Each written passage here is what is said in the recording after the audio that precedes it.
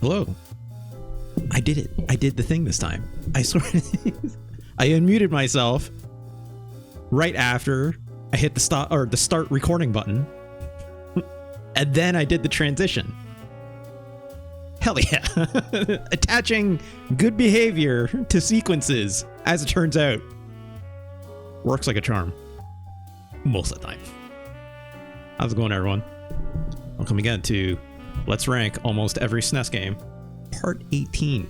I have like the part thing on my start card now, so it's like, oh, I sure hope that's, you know, accurate, and I have to double check, because if I screw that up, then I have to do all this over again. So why did I include it? I don't know. I don't know. It's just nice to be on the title card, right? So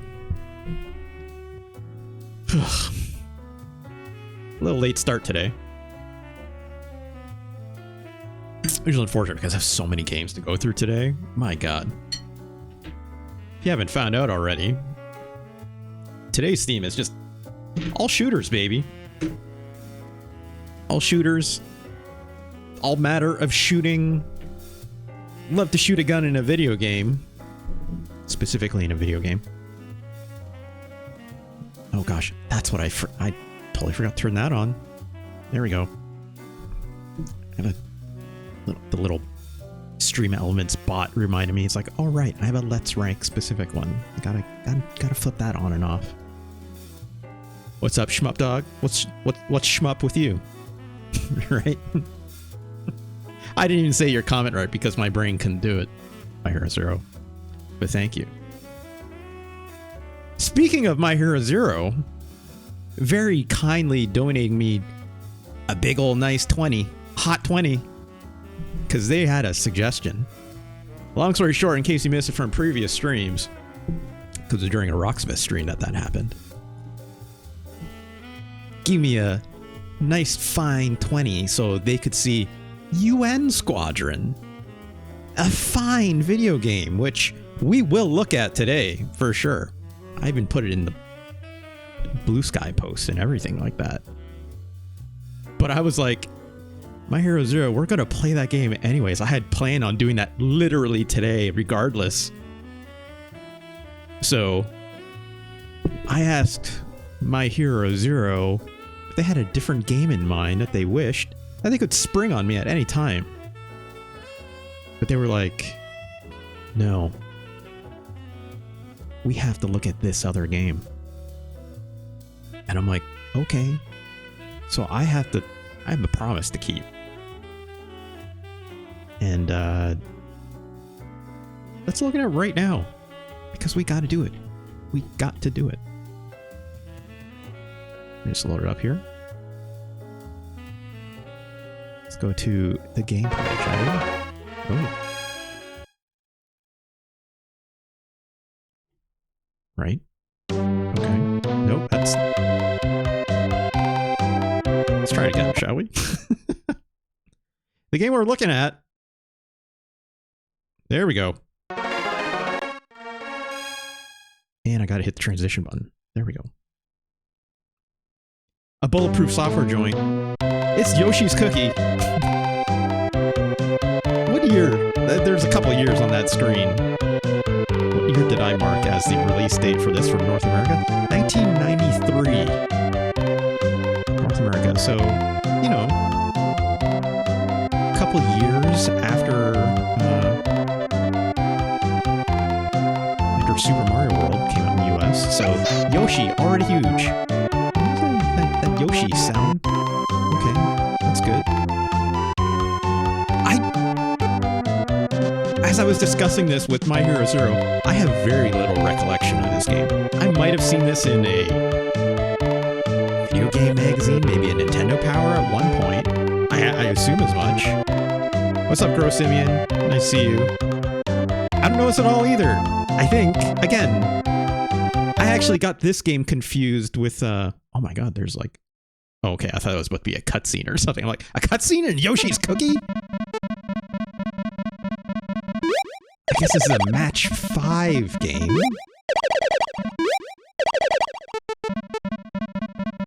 Or match 4, depending on, okay. I see. So the number of matches will depend on the rows of which you've got going at any given time. That's interesting. What I'm curious about this, and My Hero Zero, absolutely fill me in if I'm wrong, is the point of this to get 5 of every single one of these different kinds of cookie matches on the left? Is that kind of the point here? It's clearly not about clearing the board, it seems, right? There's a Neo Geo game like this, says Funk. Okay. Yeah, it's all good. If you gotta run, no worries. What's up, Princess Marie? I don't know how you remember Yoshi's Cookie. I don't remember this at all. Funk says, is this that asshole egg falling game from the Game Boy? No, Funk. I was actually about to mention that. So I actually don't... It's about clearing the board, I think. Okay, well, we'll see. We'll see. There's a puzzle mode here, so I assume that's also related.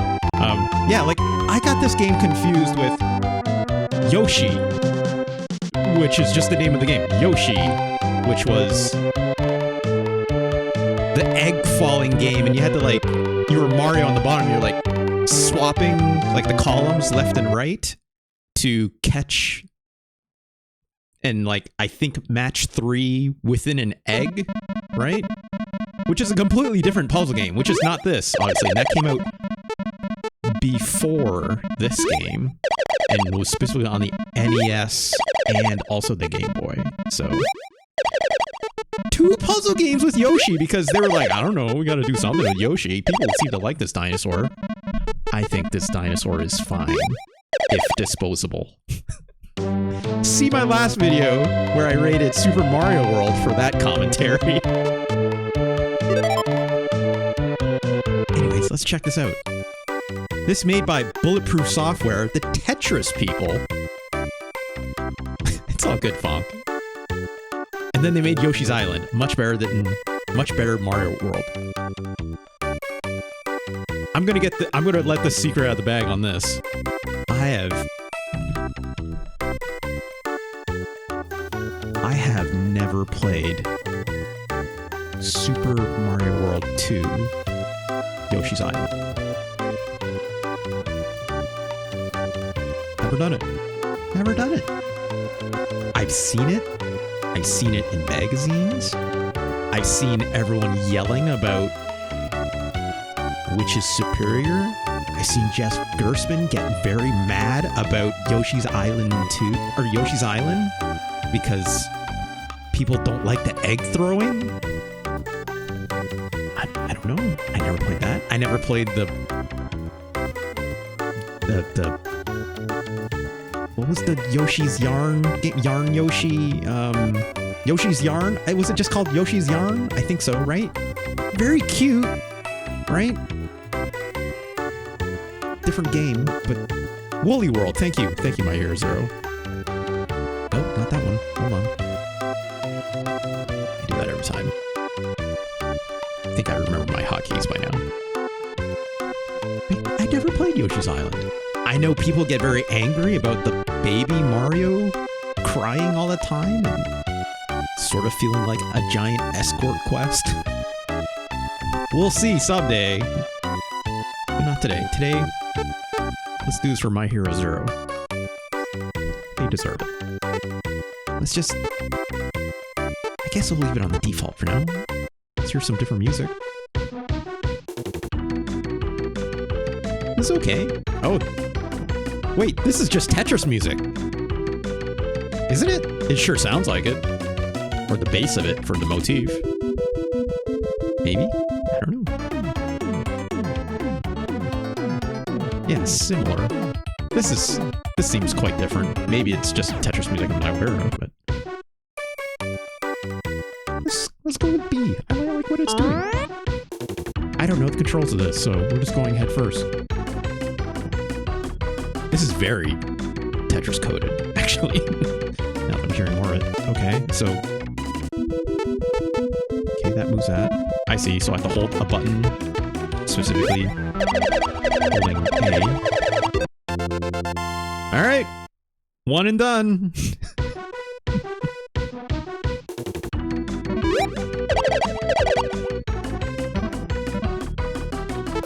gosh. Is there a way to make that drop faster, or I have to wait? Okay, so I can hold on to B, and that will move it faster. I don't need to do that. Okay, so it is clear the screen, right? That's good to know.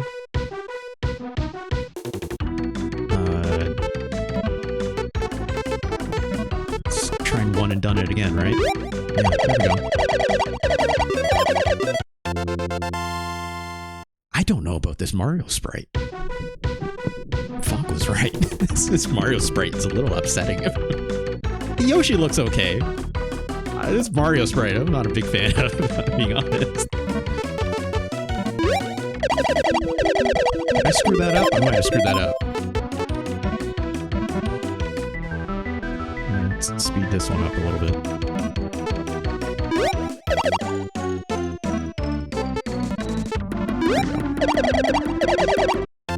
Saturn says, Yoshi looks so sad. Do you hate him? I don't know if Yoshi looks sad. They have like the little eyes that look, there's a little bit of a worry on their face. Yeah, my Herzer is right. But forced to do cookie labor. Again, like Mario's mistreatment of Yoshi always always first to mind, right? Okay, we have a new color here. Well, I don't know if that was good or bad, but... Okay, great. Grossimian says, that sucks, Funk. Also, yeah, it's like the whole thing behind, like, in Super Mario World where it's like Mario's punching the back of Yoshi's head to make their tongue do the Mario thing, right? Very distressing. Very distressing. I already say, like, yes, Yoshis are disposable in Super Mario World. It's just the reality of the design. Do I agree with it? No.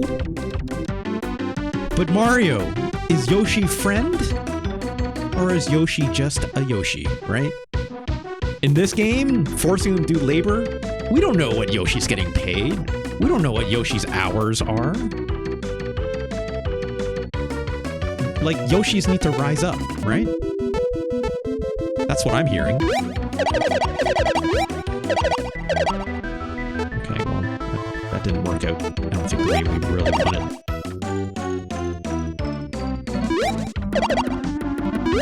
It's like,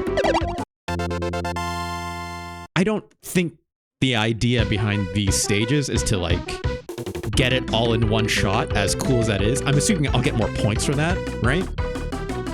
Rather than letting them kind of, like, rather than doing small combos to clean up the rest of the board. I'm assuming. I've been paying attention to, like, the score element necessarily, because it's kind of like, I'm just trying to, you know, figure it out on the fly, so.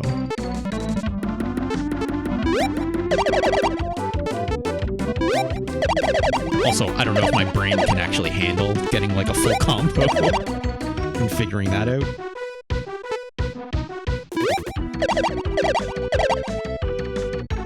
Okay.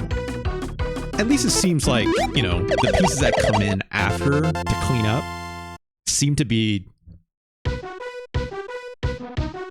algorithmically, in a way, meant to, like, say, like, hey, look, this is how you would, like, these will clean up the board for you, right? At least it seems as much, I think. Also, I don't think I can combo any of these, technically speaking. I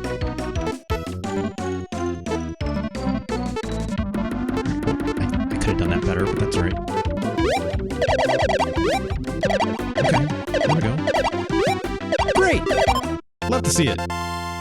Very clear my brain is working in a way where, like, I'm looking at, like, the horizontals more. Or, sorry, how to vertically clear them rather than horizontally. I think.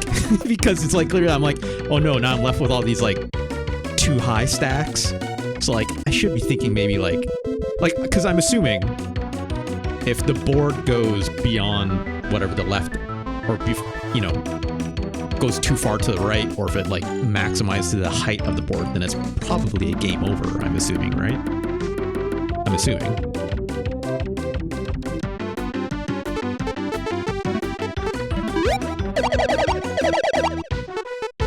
But I guess on the plus side, like, it's easier to make combos with rows of 2 than it is obviously like a giant row of like you know, like a 6x6 or something. So I guess it is still advantageous. And I'm sure the game will get faster, right? Which will doubly make this, you know,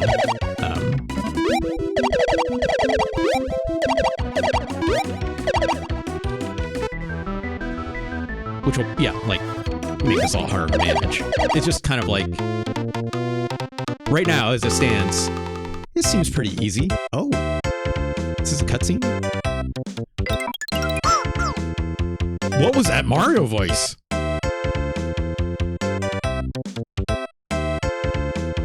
I need to hear that again. Hold on, let's back up. Was that the cookie or Mario? I'm assuming that was Mario. That's... He's like, oh, no. Like, that's... I would have never heard that in a Mario before. Like, that's not the sounds that Mario makes from Super Mario World, so... What is this Mario voice?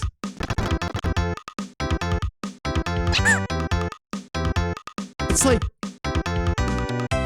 Is that Mario doing a wahoo before... Hold on.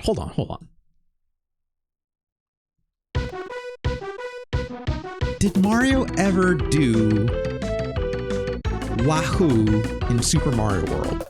I don't remember this. In fact, I'm trying to remember any sounds Mario made in Mario World itself. Yeah, this is obviously before Charles Martinet, right? Yeah, like pitch shifted Yoshi when Yoshi gets hit in Super Mario World, right? And like, you know, you jump off of Yoshi, and obviously Yoshi making that Yoshi kind of like sound, right? Is this like the first appearance of like Mario saying wahoo in that weird little way? Now I need to know. Should Mario speak? Should Marios speak? I don't know. Yeah, he said, I think he said, oh no. In Super Mario World, he said, oh no. I'm trying to remember when he would have. I don't recall. Funk says, no, Marios shouldn't speak. I mean, clearly Yoshis don't have a voice. They can't unionize or anything here, right? This much we know. Let alone should Mario speak. Hey, what's up, Lucky Hyena? Good afternoon. Mario should not be allowed to speak. You know, like gross Simon. Yeah. Hold on. I know how to do a poll, right? This will be the first time I do a poll. Should... Oh god, how do I do this? What's the command for... How do polls work? Setup menu to create a poll.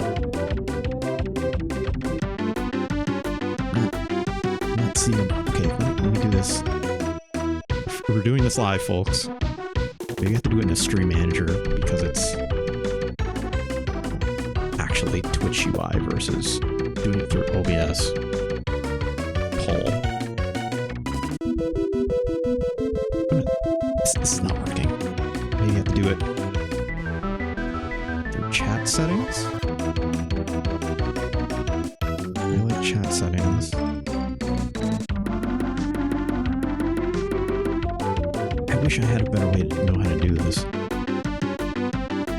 Manage prediction. Manage prediction? What is that? Viewers and ones can create predictions. Viewers guess the outcome. Oh, that's like channel betting stuff. Okay, so that's that.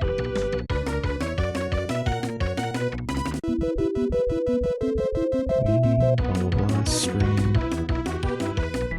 Safety, chat now. Oh, look.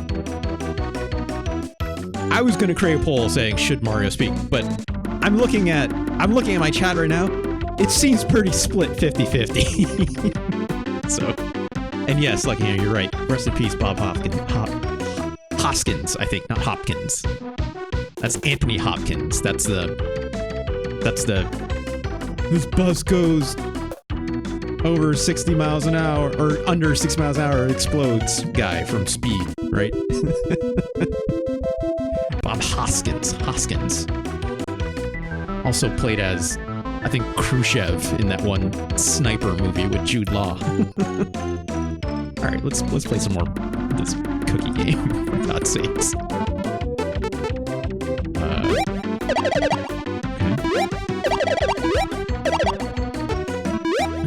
Easy so far.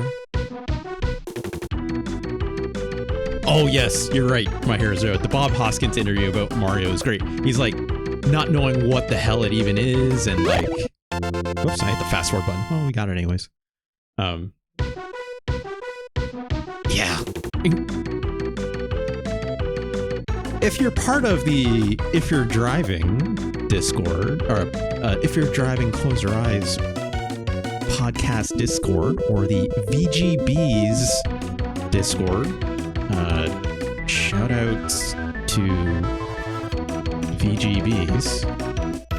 Do please join us, as I've been helping organize a community film club night for both those Discord channels, as they're obviously both intertwined. Buzz. Thank you very much, My Hero Zero. I think the Mario Brothers movie, it would be an excellent movie night choice for film club, because one, it's an incredible movie in so many ways, and also like I haven't seen that movie in a very long time, so something to think about. But do please, it's free to join the VGB's Discord. You can all members are welcome to join us for movie night. So just saying.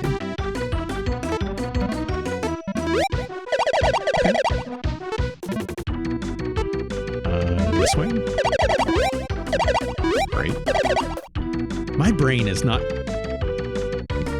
I'll be very honest. I'm not great at puzzle games. I think I'm okay.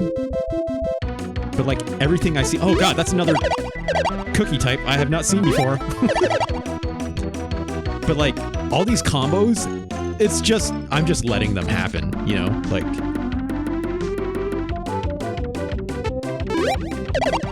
Oh, Saturn, yes. If you're just joining us, yes, today is shooter day, but My Hero Zero very kindly passed me a $20 donation, which means they get choice, and they chose Yoshi's Cookie, or more specifically, they choose UN Squadron until I told them, oh, we're gonna play this game anyways, so maybe reconsider a different choice, and then they chose Yoshi's Cookie. So, all right, there we go. Clear off this board. Pretty good so far. I like this. This is breezy, but like, I'm not gonna lie. I think the music that I chose makes this seem harder than it actually is.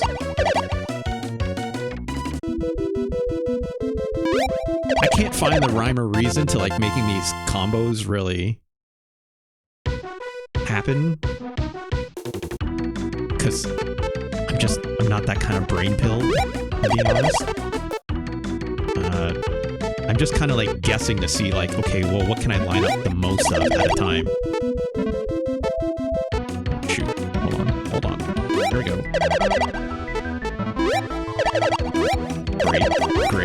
Great. Yeah.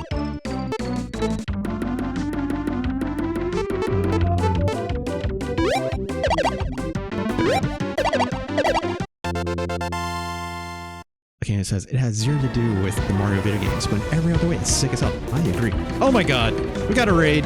Tricky Banana with the big ol' raid. It's a banana raid, everyone. Oh my god. It's what you hearing, listen. It's what you hearing, listen.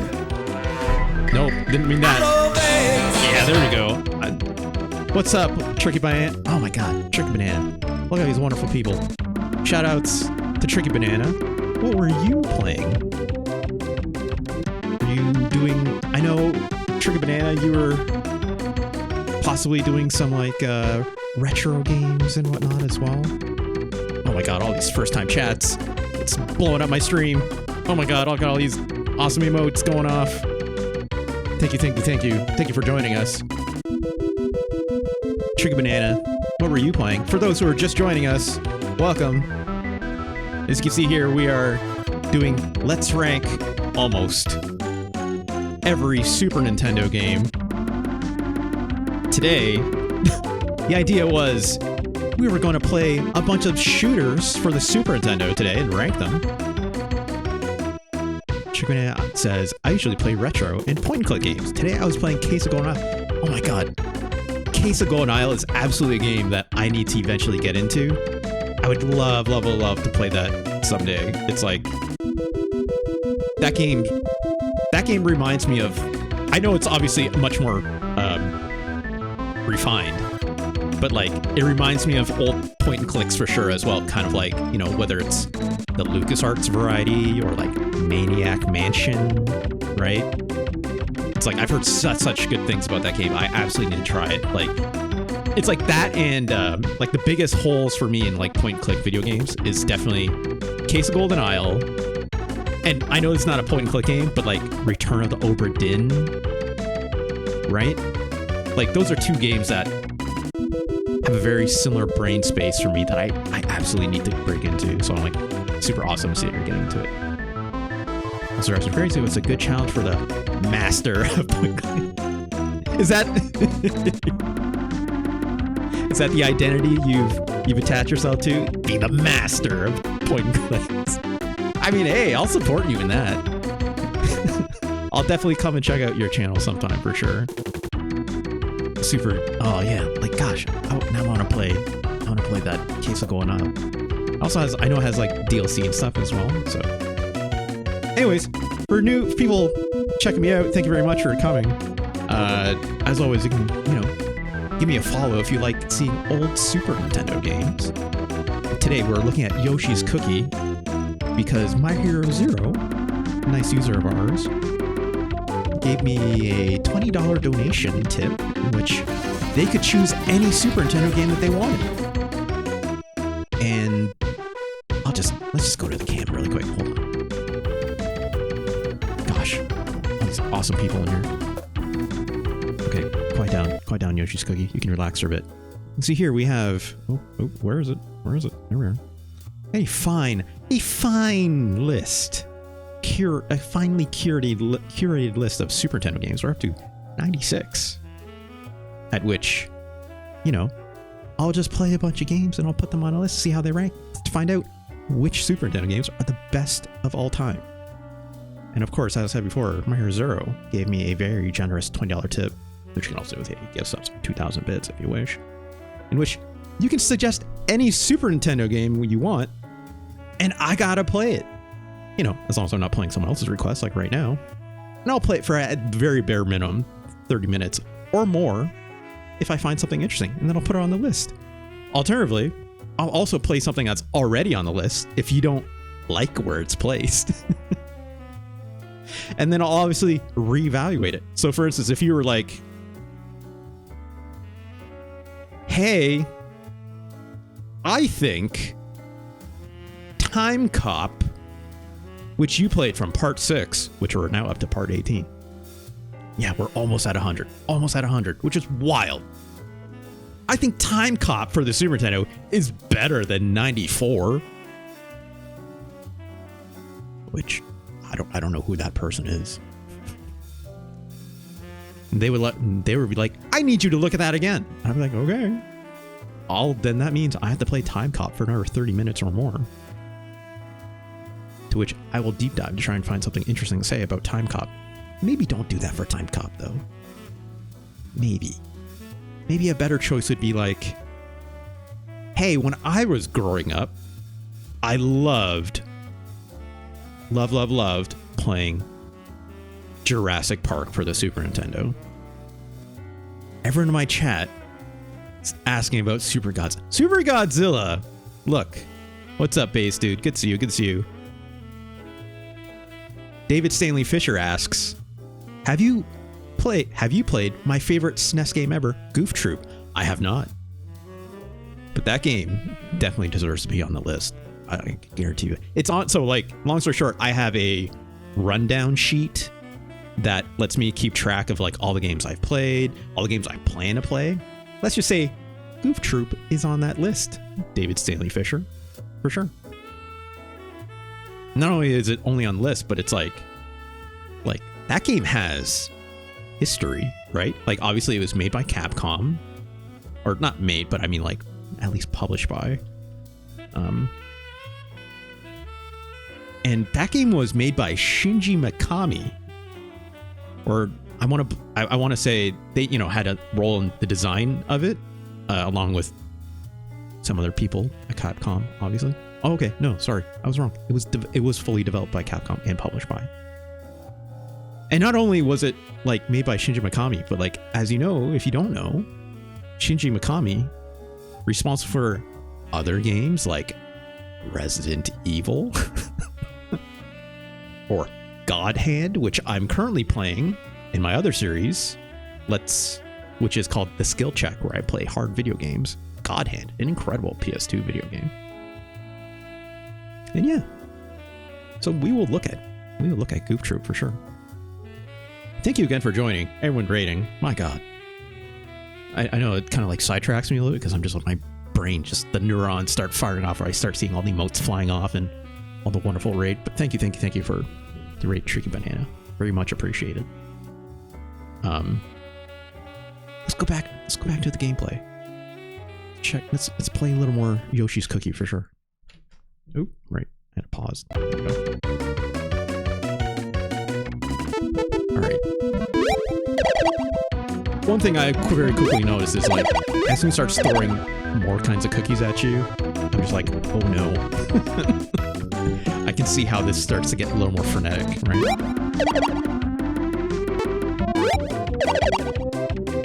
Oh gosh. Trick Banana says, of course, we were even talking about SNES games today in my stream. And I was like, oh my god, how perfect is that? That's perfect. That's perfect. Oh my god, Lucky Hyena! What are you doing? Mario is missing. Mario is missing! Oh my... Okay, hold on. I got it. Let me write that down. Oh my gosh, Lucky Hyena. Oh my gosh. Let's go back to the full game.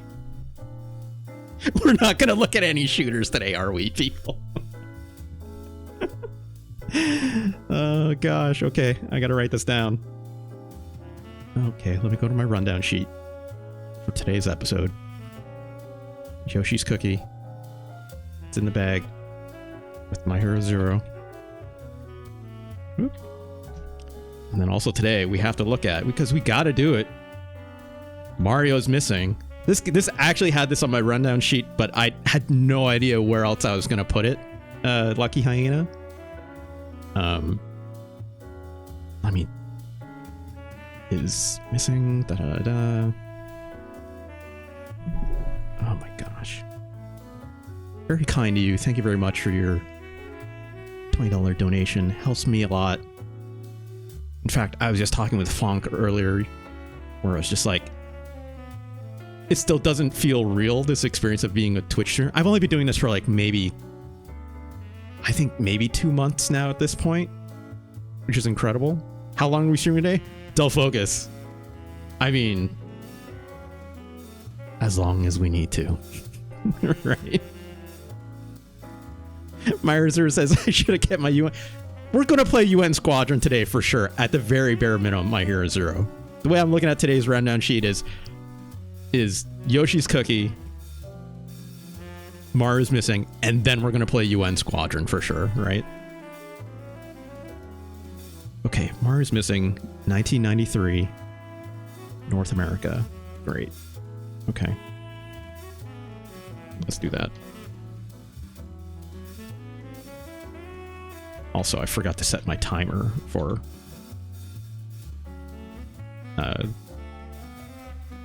the 30 minutes, unfortunately, but I think, We'll keep playing it a little bit more.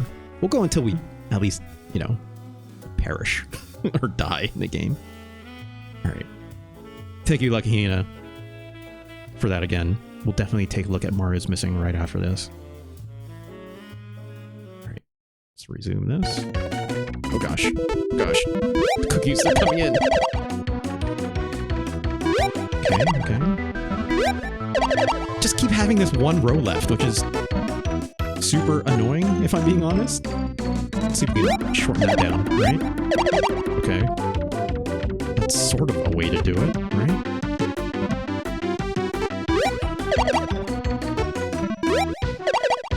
How do I get rid of these 2 cookies? Oh my god, dull focus! You are in Squadron as a treat. Oh my gosh. Okay, hold on. Oh my god. Dull focus! What did dull focus put in here? Did I miss? Oh no, what game was mentioned there, dull focus? Can you tell me again? It's not showing up in my... I'll have to go to my stream elements probably first. Let's go here, my dashboard, activity feed. UN Squadron as a treat? We were playing that game anyways. Why would you request that? Yeah, we're doing it. We were definitely doing it today anyways. Double up on UN Squadron. Now we definitely are. I mean, yeah. Okay. Thank you, Dull Focus. Thank you, Lucky Hyena. Obviously, thank you, My Hero Zero, for the $20 as well. We're all awesome people. Thank you very much. I have to play more Mario's Cookie. I have to.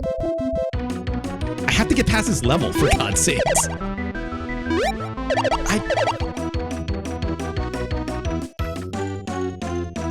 I need... Remember when I said algorithmically these combos should work out just fine? I'm not so sure about that anymore. Okay. Good. Great. Okay, thank God. Finally. Jeez. I felt like that level took forever. Here's what I'll say about this game. I think, before this time, I had not seen a lot of... Look how quickly we did this level! Why couldn't we do that last time? Here's what I'll say. Again, it's like, I had not seen a matching puzzle quite like this ever before. Yoshi's Cookie. Like, when I saw this game in magazines and stuff like that, like back in the day on Nintendo Power and whatnot, this is definitely like an interesting way to do it. You know, there obviously could be something that's just was outside of my purview per se, but this is very pleasing. I maybe wish I could change the music like right now, like I could in that other Tetris game, because that's like the first thing that's always going to get old in a lot of these puzzle games, right? Okay, I need this little square cookie. Do you mind? There we go. I'll do it. Great. Stage clear. We did it. Am I doing enough time? Okay. Had a lot of pauses, so let's keep going. It's at least clear off this stage, right? I know I said I was gonna... We'll see if I, you know, actually fail. I don't know how long that would take. This just got a little bit harder, not gonna lie. My brain is looking at these cookies and being like, I don't see how they line up. Okay, no, hold on. Oh my gosh. Hey, okay. Hold on. Jesus, okay, stop beeping. Do you mind? It just got really intense there for a moment. Okay, yeah, we need to get some of these verticals out of the way, right? sure there's a way to combo some of these, and my brain is absolutely not doing it. Okay, good. Good. That got intense. Bonk says, this game had a limited physical edition with a special controller? What? What? I see, so the Yoshis are, yeah, wild card, right? Which would bake cookies while you play. Funk. You know I'll believe just about anything, right? Also, how did that combo? Okay, sure. Jesus. Okay. Yeah, I think Fonk is piss posted on this one.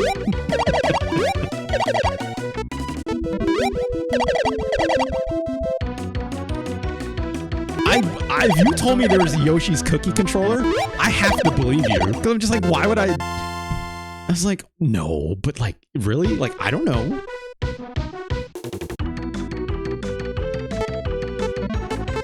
It's like, I just might be the most gullible person on the planet, so.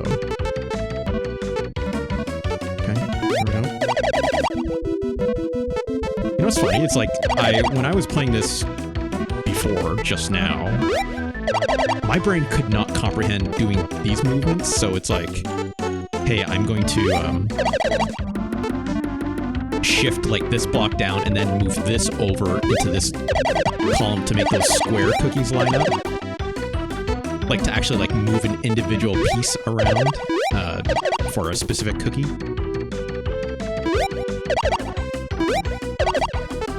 Oh gosh, now I have like 4 individual cookies I have to like manage here. Okay. Yeah, great. Great. Lucky Anya says, God bless Nintendo and their deranged controller experiments. I'd believe it.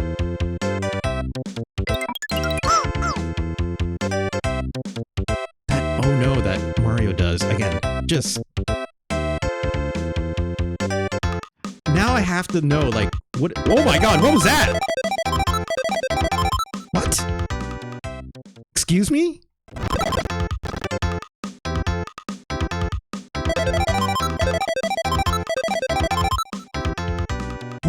What was Mario trying to do to that cookie? Look, I get they were trying to stop it, but also like... Okay. Okay, Mario. Okay. Look.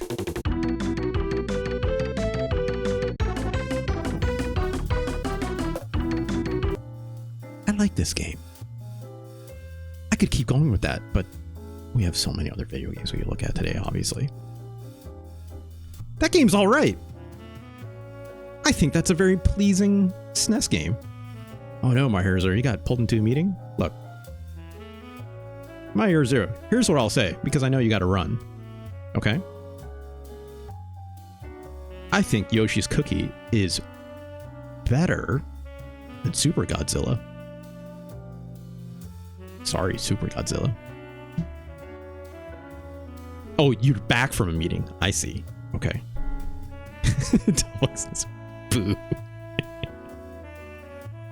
For those who are new here, you might not know, Super Godzilla is a special game in my chat's hearts. Hence the emojis and the emotes and whatnot. Okay. Super Godzilla is a special little guy. Okay? Which came from our very first episode. Yeah, thank you, Dull Focus, for that. Hanging out down here at number 89. Where this was the very first game that, from the first episode, that landed at the very, very bottom of the list. Okay. Yeah, Tricky Banana. I also loved Godzilla -1. I love Godzilla. I think Godzilla is an incredible franchise. You know, not even just in respect of like, oh, those movies are a lot of fun. It's like politically, as a historical deep dive into Japan's history with the atomic bomb. And obviously it's not even representative of necessarily even just that. It's about the after effects that of radiation poisoning that affected fishermen on Japan's coast at the time, and yada yada yada yada, right? Lots of amazing things to be said about Godzilla. But Super Godzilla is a bad video game and a poor representation of the Godzilla franchise, right?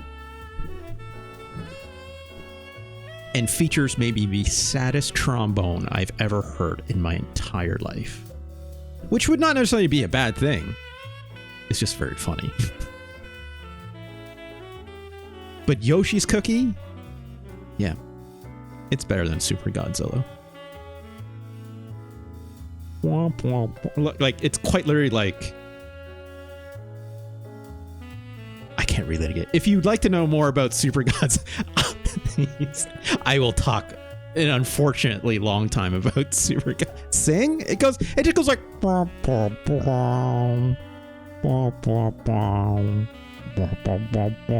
Like, the very first comment I made when we heard that together, when we did the first episode, it's like the literally droopy dog of trombones, right? Oh my gosh, Funk, what? National, a brand of Panasonic, released 500 copies of a special limited edition of Yoshi's Cookie for Super Famicom. Yoshi no Cookie Kuroban Oven the Cookie. Get out of here, Funk. No way. That's a copy pasta now. I don't believe you. God damn it, Funk.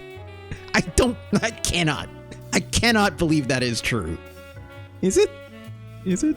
I don't know. Anyways, if you'd like to know more about my feeling about Super Godzilla, please do come over here to youtube.com/@RJLee. Like, follow, subscribe, all that, or like and subscribe, all that fun stuff. And watch that first episode.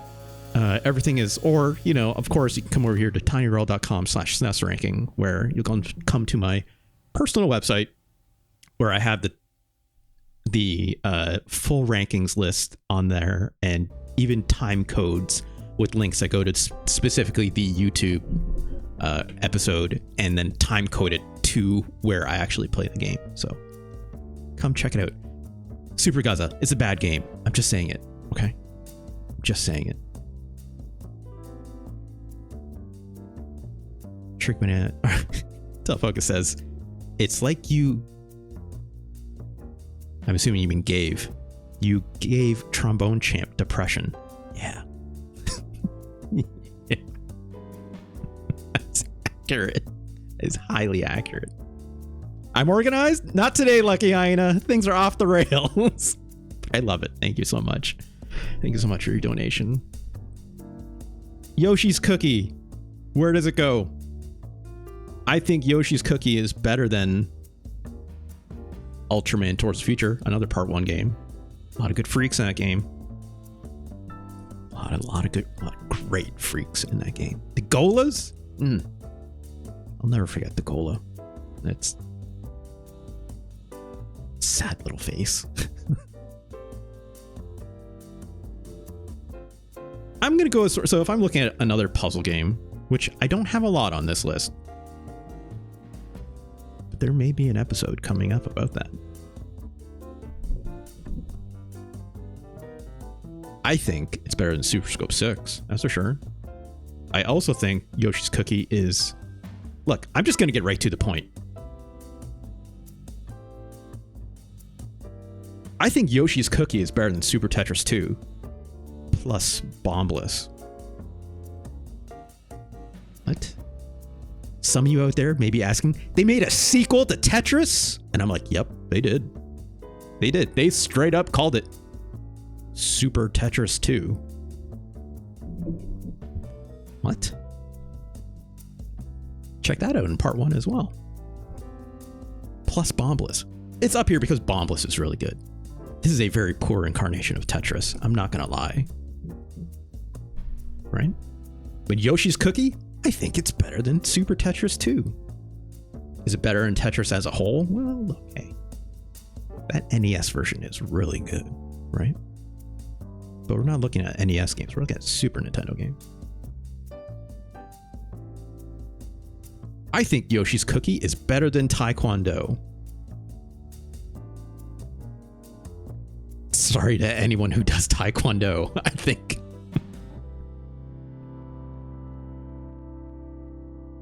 Here's one that will actually make some people angry.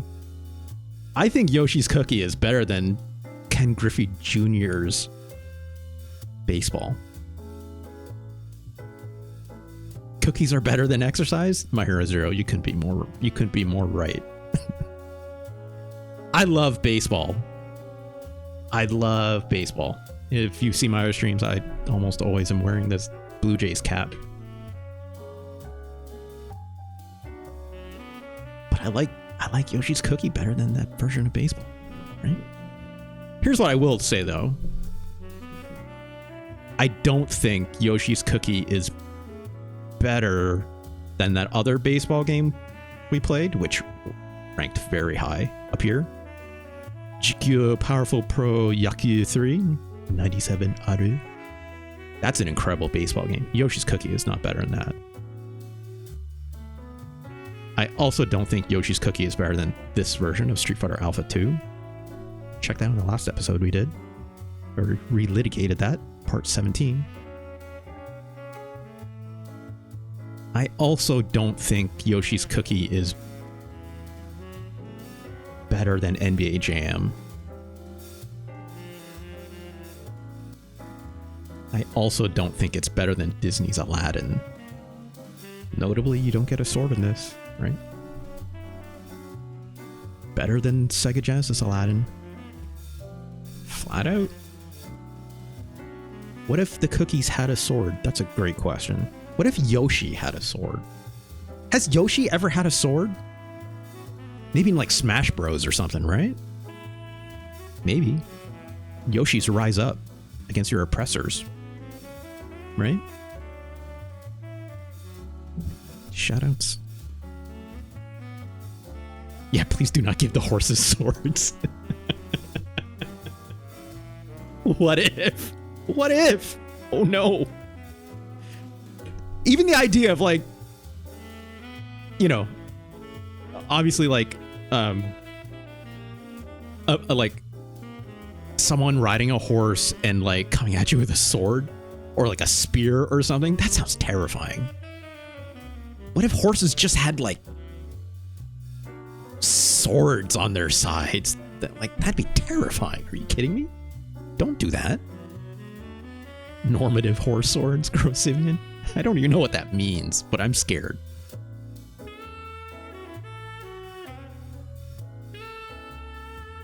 I don't think Yoshi's Cookie is better than Stunt Race FX. It's not quite. But I think it's better than Umihara Kawase. I think. I do believe this, so. Congratulations to Yoshi's Cookie. You're the new number 38. Good stuff. I think that's a good video game. I think it's really solid as a puzzle game. I didn't fail at it, obviously. But I want to play that game some more, right? I think that game is doing a really interesting concept. Like if this game was yeah, Funk, I played Umihara Kawase. Obviously, check it out, part 15. That episode is up on youtube.com/@RJLee, right? Check it out. But this game, like, what was I about to say? I was about to say, like, if this game was only a strip, like, match 3 puzzler, right? I would have much less to say about this game. Right? Like, match 3 games are fine, don't get me wrong, right? or like matching maybe even just 4 gems or something, or 4 whatever different kinds of blocks. But there's something about like the fact that the way the pieces come in from the left, from the top and also the right, and the way it also modifies the number of matches you need to make because you're trying to match the whole row. I find that infinitely more interesting than like the Puyo Puyo concept even, right? Like Puyo Puyo is interesting because the way you can group Puyos together per se. Maybe we'll look at a Puyo Puyo game sometime in the future, or whatever the name was that they gave it for Tetris something else. Tetris Attack, I think is the name of it, right? For the Super Nintendo. We'll get there someday. Yoshi's Cookie, not an NSO yet. That's surprising. Maybe that's like a weird thing because it was like made by Bulletproof, right? But it looked like it was more of a conjunction project than anything. So, anyways, congratulations, Yoshi's Cookie, 1993. A solid puzzle game. Let's move on, shall we? Lucky Hyena, thank you again for your $20 donation. Let me just grab it here. I think I have it already. Let's double check.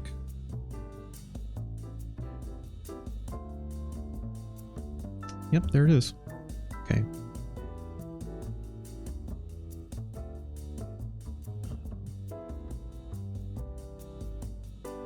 Pause that. Come back to the gameplay, shall we? Lucky Hina asks, where's Mario? I don't know. I don't know either. Who made this? Who did this? Okay, look at this Super Mario World kind of stuff, yeah? Oh no!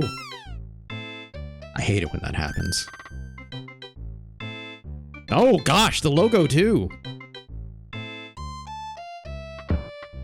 Oh, what? Okay, well you find Luigi and Yoshi, and Luigi's like, you see this fucking guy? Oh, Mario, what is happening?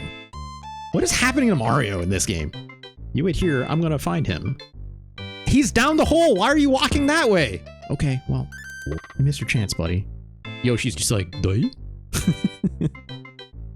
That was a huge thud. That meant that he landed somewhere at least, right? Anyways, let me look up some of the info on this game. So, okay, so yes, Telfocus is right. The Software Toolworks. Who is the Software Toolworks? Obviously, I know this game came out on multiple platforms, including the NES, which is wild, if you ask me. 1993. Okay.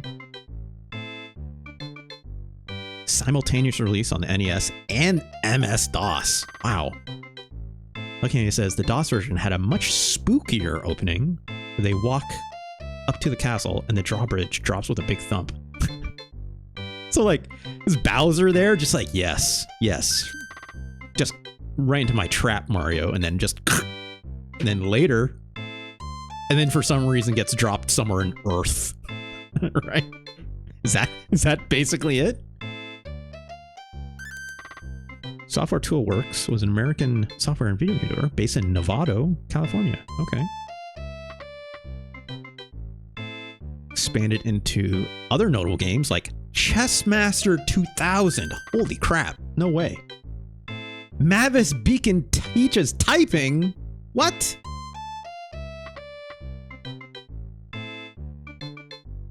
That rules.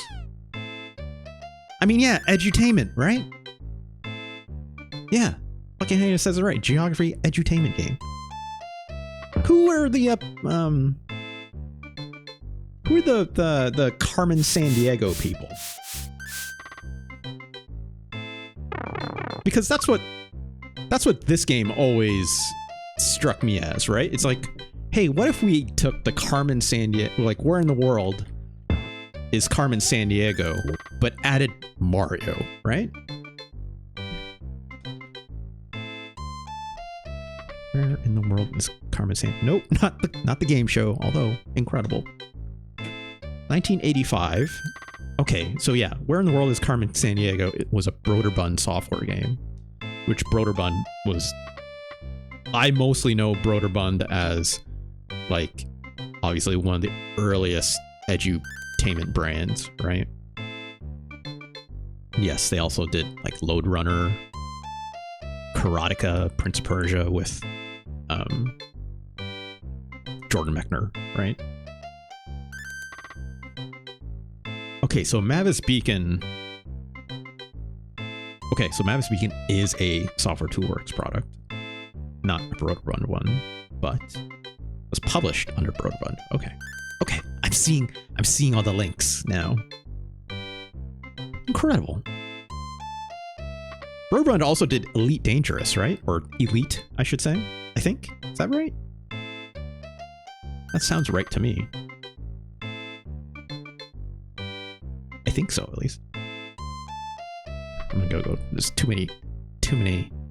Oh, Elite was. That's right. Frontier Developments. Thanks, Fonk. You're right. Got those mixed up. Let's see if we can find Mario. I've never played this game. Also, what's up with this Yoshi? This looks a little off color.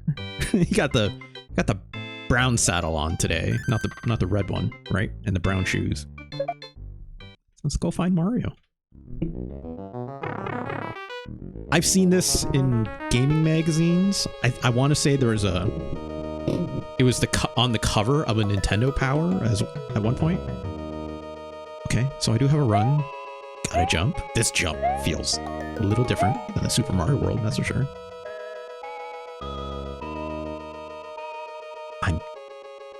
Is that a football helmet on the end of a mace? And then a bomb on the other, I guess? Is that Ludwig smoking a J? Maybe. Maybe. Lucky Hyena, I may require your help on a couple of times this, because I'm not going to play with the guy necessarily. But I welcome any advice you have. If you... Actually, okay, here's what I would love to ask. Because I did ask My Hero Zero this earlier. Off in the Discord, but I'll ask you now, Lucky Hyena, if you're still there. What is your particular connection to this game? I would love to know what is your story with this game? Also, this menu. Oh my god. City map? Where in the world are we? The Globulator. Okay. This is indeed the globe. But as a Super Mario World map, I appreciate Europe has kind of like a deeper map. Lucky Hyena says, my childhood gaming devices were DOS computer to Game Boy Color to GameCube. The DOS version of this was my first Mario. Wow. That's incredible. That's a very interesting journey. Okay. Where does this go? Go up. Okay, I see. Wait, what? I'm sorry. Okay, Iceland is up here, I guess. Yep. Montreal, Vancouver, New York City. This little pleasing version of the Mario tune is pretty cool. I find it interesting that it's like, yeah, it even got the drawbridge between, you know, like Russia and Alaska. Yeah, fuck, Ontario. Get out of here. No Seattle? Or San Fran and Vancouver? Yeah, we're just jumping right over the rest of that West Coast. My Hero Zero, I'm sorry. There is no other West Coast other than San Francisco, apparently, in this game. No LA either, you know? So it's just like, it's only San Francisco. Much like on this East Coast, it's only New York. We're completely skipping the rest of the South other than Dallas, Texas, I guess.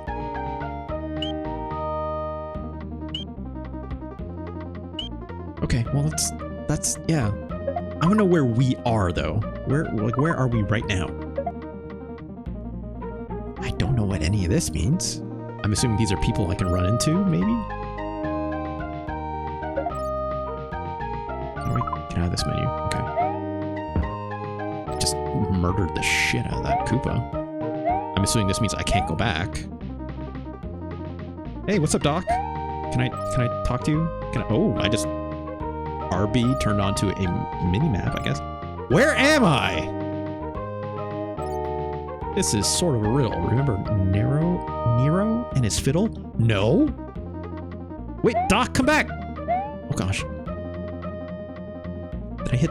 Okay, so I guess A is like the confirmation button. What does that mean? He says, okay, so the literal point of the game is to figure that out. You have to wander around the city, gather clues to figure out where you are. Okay. Nero and DeFiddle, forget about it. Am I in Italy? Maybe? I mean, okay, so this is Trattoria, so I must be in Italy, right? Maybe. Thanks, Lucky. Is that the same doctor? Yeah. Is there anyone else I can talk to? Does this pipe go back somewhere? Oh, we're somewhere else. Okay.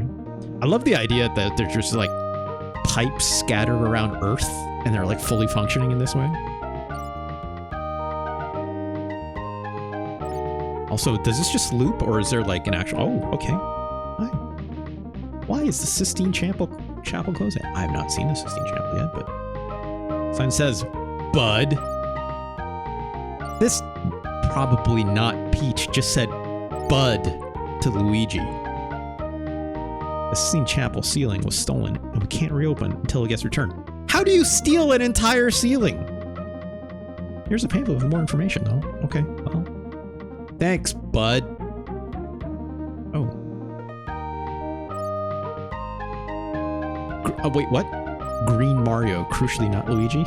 Okay. What do you mean, Dullfocus? Okay, yep, here's some educational facts about the Sistine Chapel. Great. Can I go on this Trattoria? I would love to get a, you know, pasta d'olio or something, or like a... Okay, so I can't go down. It says, just give me this beep. Bowser used a magic wand. Probably. Yeah, that tracks. Okay, so this does not loop. It's good to know. Let's go down this pipe, I guess. I guess I should be using this map a little more, right? Which probably would help. Is this the same? Why is the Trevi fountain? Trevi fountain closed? I don't know how to pronounce that. Why is every princess like this? Like the sign says, Bud. Coins from Trevi Fountain were stolen and can't be reopened until it gets returned. Gosh, Bowser out here just stealing all the world's landmarks, apparently. Stealing an entire fountain. It just says a visitor, yada yada yada. Okay. Great. Oh, can't go that way, apparently. Can I not? Am I hitting the wrong button, perhaps? Can I not go up and down, like on the mini-map? I'm assuming that's what's corresponding here. I have to use the crosswalk? I see. You have to use the crosswalk. Whoa, okay, slow down, Mario. That makes sense. That's why I was on the road. It's like beep, beep, beep, honk, honk, honk. I have to use the sidewalks. Okay, we'll do that. Alright, well, let's keep running around. Let's talk to this kid. Hey, buddy. So, I asked this kid, hey, where am I? And they're like, maybe I should wear a suit because this country's shaped like a boot. It's not what I asked you, my dude! It's not what I asked. It's no one out here, like, why is everyone out here, like, you know, trying to gaslight me, basically? This passive aggressiveness and not Peach being like, look here, bud.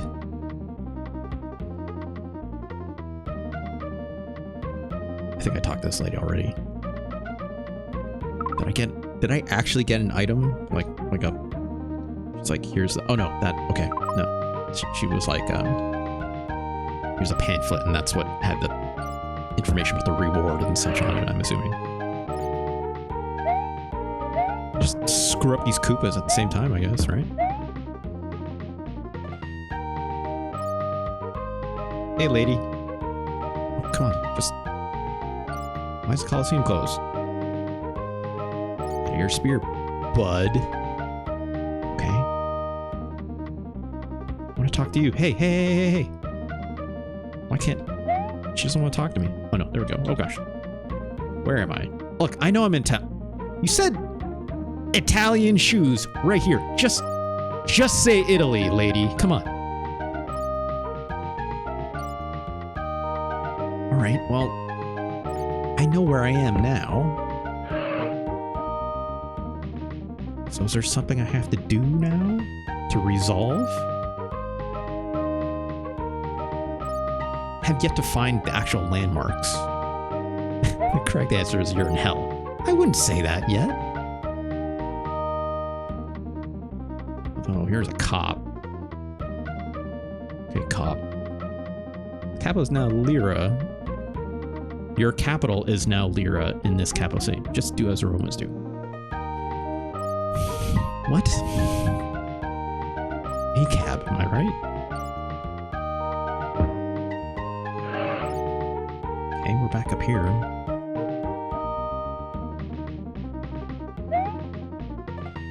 Do I have to like put a guess in somewhere? I see. Okay, so here's probably all the people I have to talk to, right? Although, how to resolve these, I'm not sure. Lakahina, is the point to basically like resolve all these check marks? Is that the point? Why is the minimap a green wilderness? That's a good point.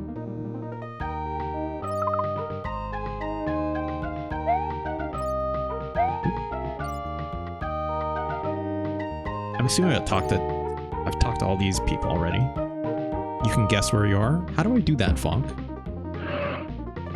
Oh, is this the person I haven't talked to yet? Change my way to Lira at the border. To the Tiber was my order. Okay. So we talked to all those people. Also, I don't know what the skin tone. The person in this column here I'm looking at is clearly a deeply olived or brown person. Not so sure about this pixel art here. Try the other menus? Okay. I mean, like, do I have to, like... go here?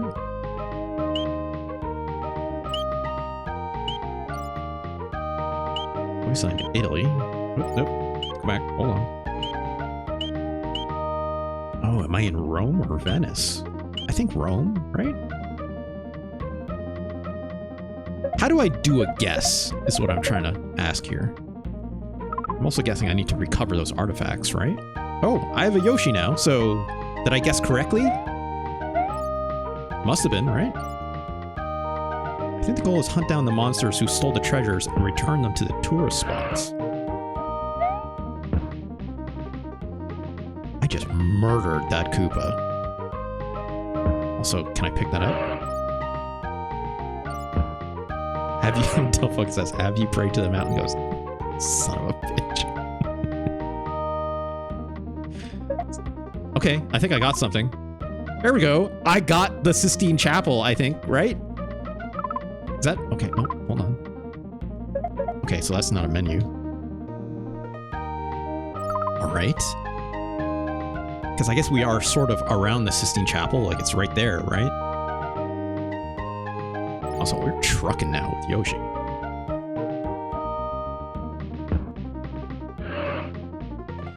I can't go that way. Nope. Okay. What were the other ones? So it's like the Trevi Fountain, right? There's a fountain and one other one. What was it? It's probably in my computer, right? Can Can I reread these? Yes, you can. That's great. The Gladiator's Spear, the Colosseum. Okay. I don't know where the fountain in... City map? Okay, that's good. Where are we? Okay, there's Yoshi. North side. Okay, so I'm close. I just have to go over to the right and down a little bit. Yeah, double. The Spear of Longinus? I think it's Longinus. Longinus? Oh, God, that Yoshi just went up into a mushroom cloud. That's a... Speaking of dark. Okay. I guess we got the coins for the Tracy fountain. Let's go down to where the Colosseum is, which I think was just over, down a little more, right? There it is. It just yeeted that Koopa. See ya. Neck longest? I don't know, Tricky Banana. It's just... Alright, we have all the artifacts. Right, do I have to, like, talk to these people again? Or do I have to return them to the info stations or something, maybe? Can I talk to you again? Hey, hey, hey. Oops. Nope. No, hold on.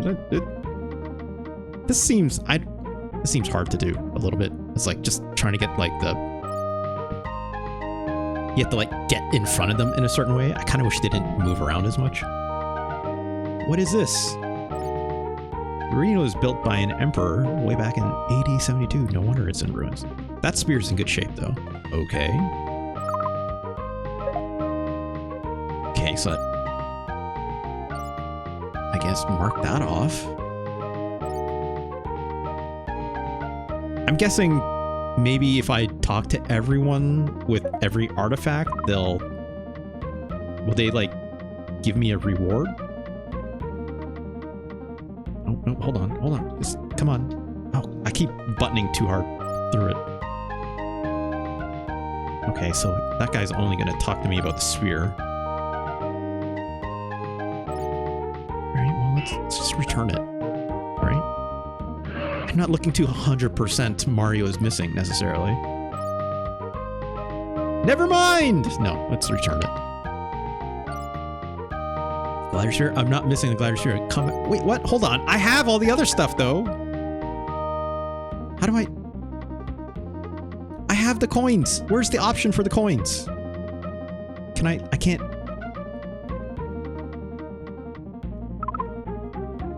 Okay, fine. We'll go return the spear first, I guess. I'm guessing it's the info station down closer to the Coliseum, right? Maybe it's just the most recent pickup? Yeah, that's... maybe why? Oh no.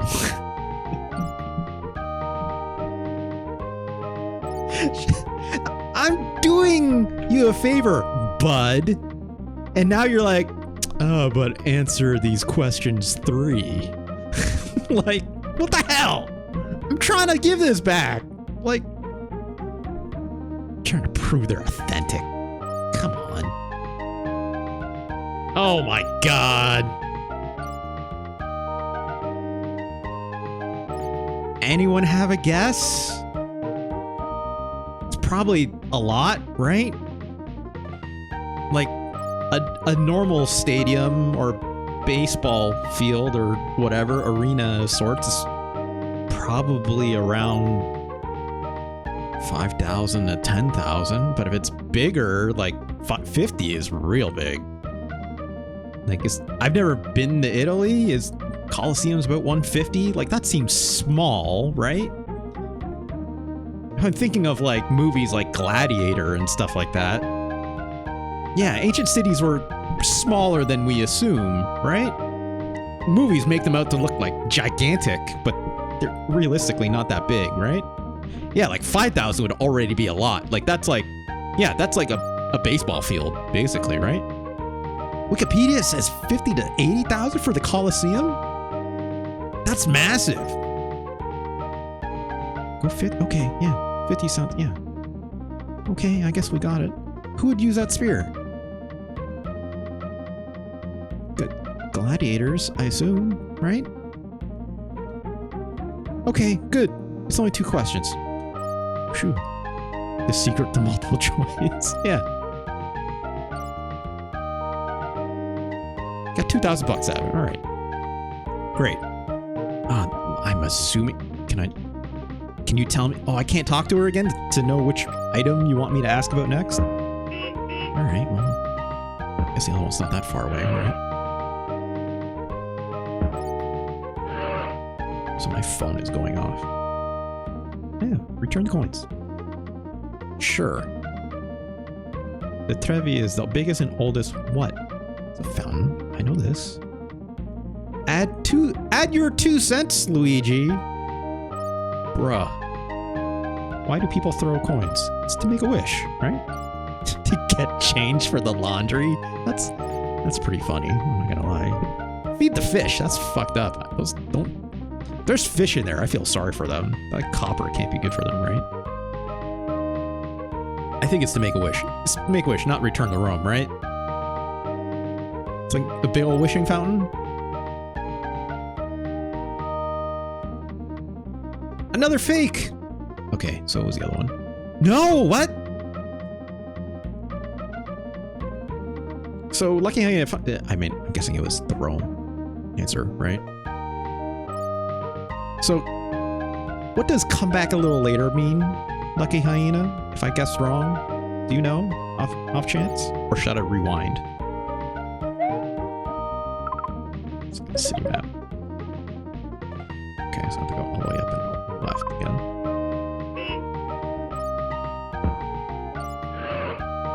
I'm assuming there's not a fail state, right? Like, it's not that kind of a game, I'm assuming. Oh gosh, I do have to do the coins. Okay. I guess they're making you wait so I can't just re-guess. I'm also curious as like how many questions it has in its question bank. Okay, so I just have to leave and come back. I remember having health and taking damage from these enemies. Really? I can just walk right through those Koopas, so. Okay, it's fountain. Okay, so it's like the same questions. Alright. Here's $1,500. Thank you.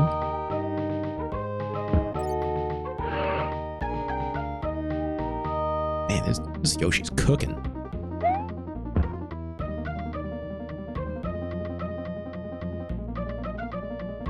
Ask away. What does cystine mean in Latin? Oh no. Oh no. It's not ceiling.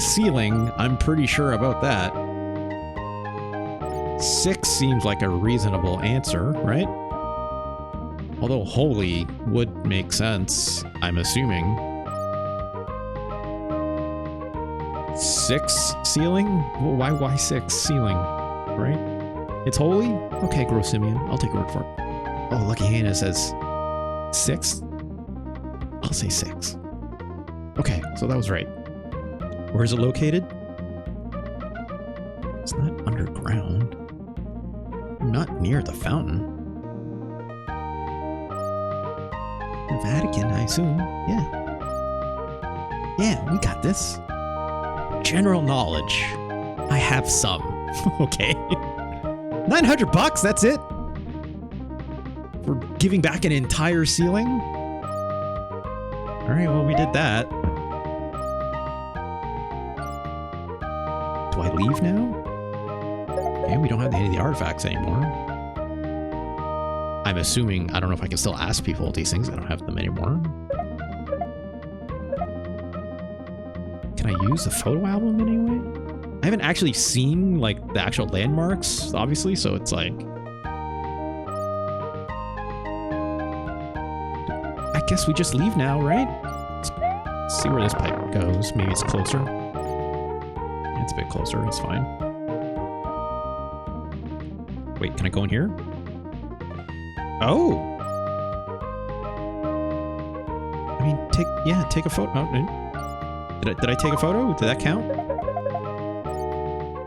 I guess it did.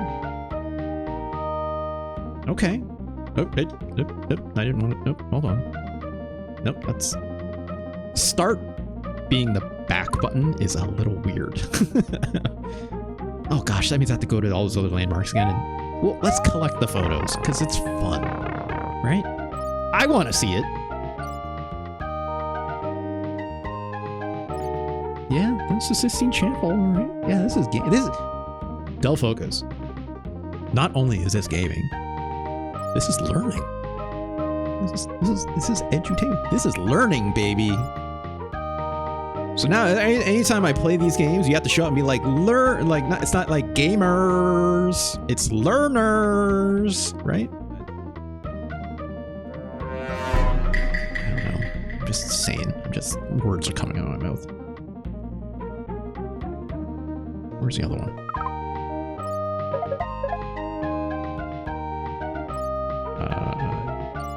Coliseum is lower, so I think if we go down here, it's actually faster. Downloading the Sistine Chapel? I wish. I don't even know what that means. It's like downloading it, like, you know, if I was like playing a fighting game or something. Is that... I don't pass it. Yeah, that's a Coliseum. I guess it's pretty big, right? 50,000 is a lot. Clear blue sky as it gets. All right, well, got all the photos. Let's leave. I kind of like, it's funny, I was going to ask before. Okay, yeah, oh, it's like, hey. It's like, he's freaking out. You get like closer and closer. He's like, ah. So you leave. He's like, oh, thank God, Luigi is leaving. Yeah, scared the Yoshi. That's smart. I see. Okay. So that's what the globulator is for, right? Is like trying to get Yoshi over to like where you're at, I'm assuming. Is that so you can like leave if you want? City's secured. Great. Oh, we got a password system? Okay. I'm assuming that 4,400 is the money, right?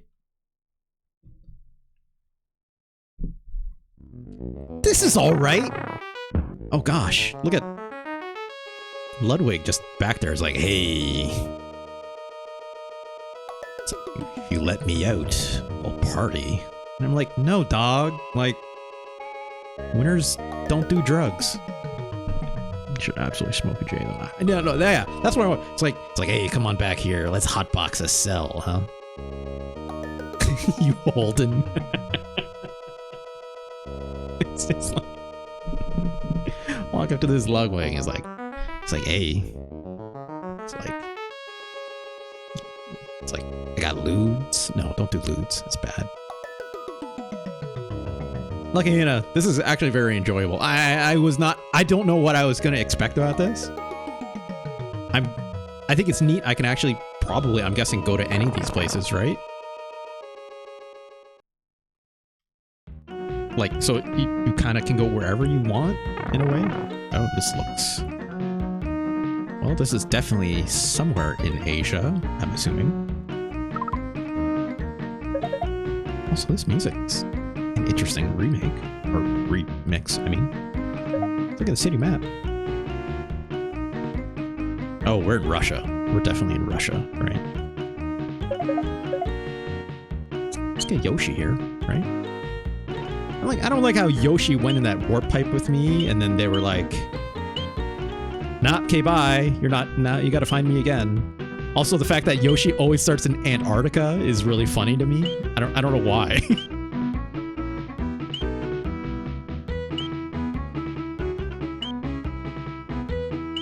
Alright, oh, nope, that didn't mean to hit a button there. I'm assuming we're in Moscow, right? I'm assuming. Yeah, I guessed right. Okay. And then I can leave if I want. Let's take a look around. The city was not secured! Oh no! We can come back though, right?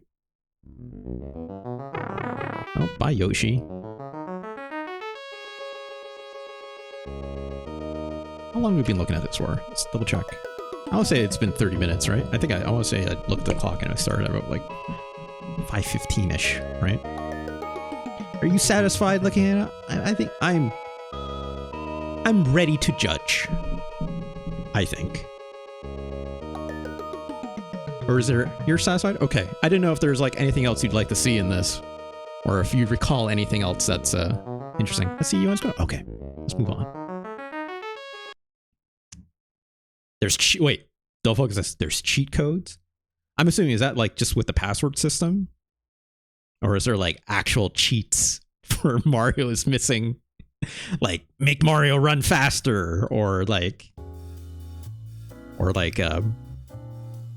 Mario can throw Hadoukens in the air now, or like Mario, where's Mario's missing Rainbow Edition, you know? I want to see that.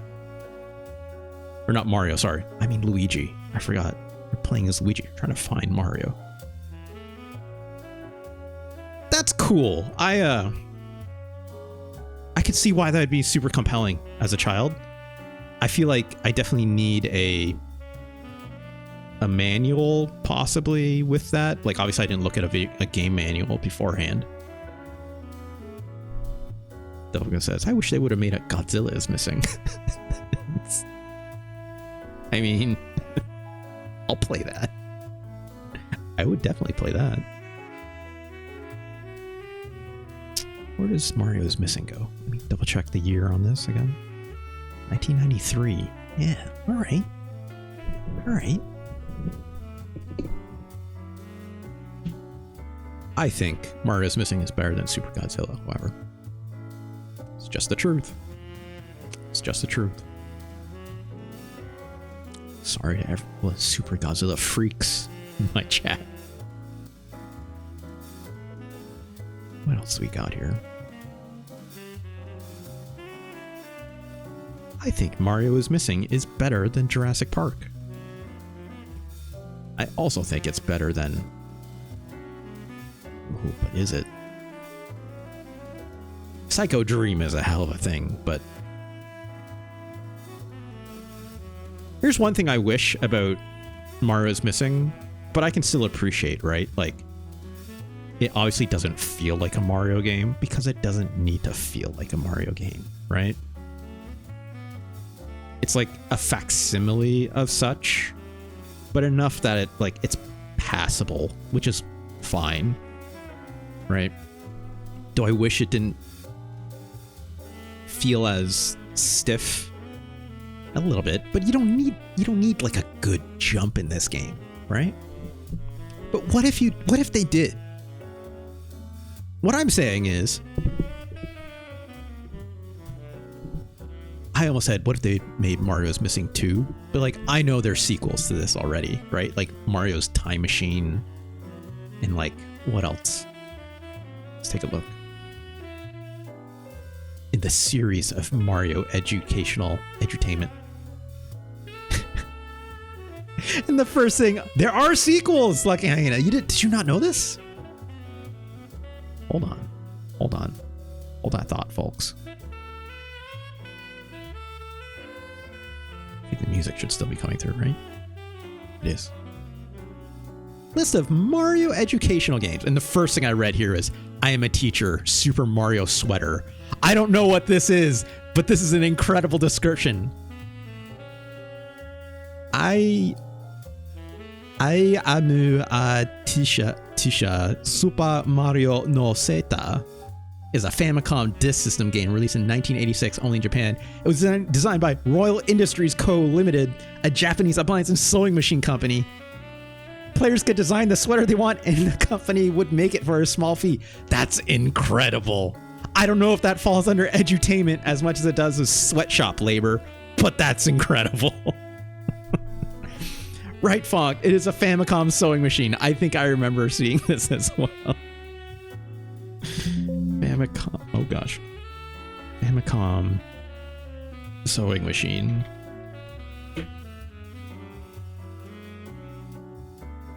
Now you're knitting with power. Incredible. Incredible. Gosh. No, this looks different. That's for Game Boy, obviously.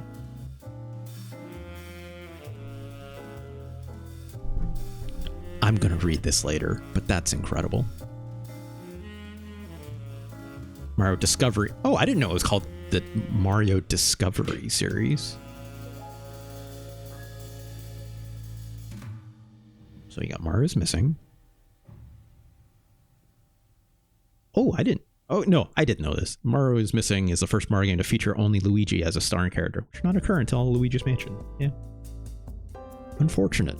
Actually, no. It's whatever. Luigi. I maybe, you know. Look, the year Luigi is over and did not go well for Nintendo. We know that much. But it's not entirely on Luigi's shoulders for that. We know this much. Yeah, Mario's Time Machine. Also originally released on MS-DOS. Okay. What year did this come out? 96? Is that what I read? Also made by Software Toolworks.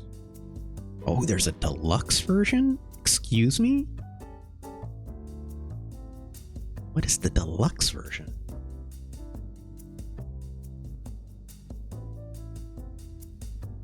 Is deluxe in here anywhere else?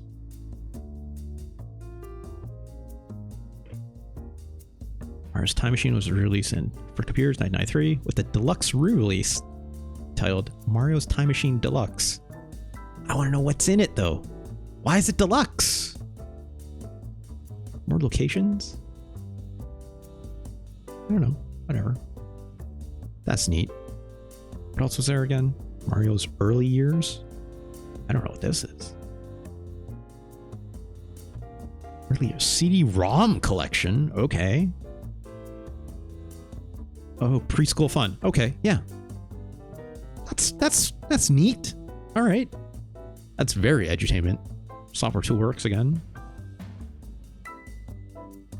That's right. Mario teaches typing. I almost forgot about these. And its sequel teaches typing too. Wow. Maybe by Interplay though. Ugh. I mean, Interplay's fine. As long as Shiny Entertainment's not involved. Mario's Game Gallery. What's that? Mario's Fun Dementals. Okay. 97, 95. Yep. just I don't know why this is making me laugh. Just the idea of Mario playing backgammon with Mario. That's like, all right. And a yacht. A version of Yahtzee. Hey, Mario wants to play some Yahtzee? Okay, sure. Dominoes. Whoa! Mario's Game Gallery is the first game in the series to feature Charles Martinet as a voice actor. That's incredible! What? I have to track this down. I have to find this. I'm saving this. I need to know. I need to know. It's like, you know, Yahtzee. Does that sound right? I think so, right? Is that a Yahoo, right? Is that where it all came from? I think so.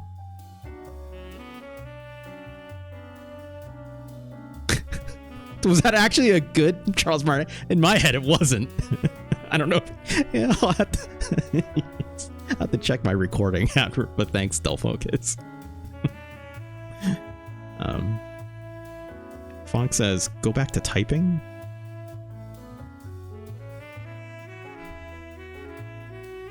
What's not true? Sorry, did I misspeak on something? Brian Fargo? Oh, is this a David Crane game? No. I attended Crane's talk show after the game's release. Saw that Crane was giving me the stink eye.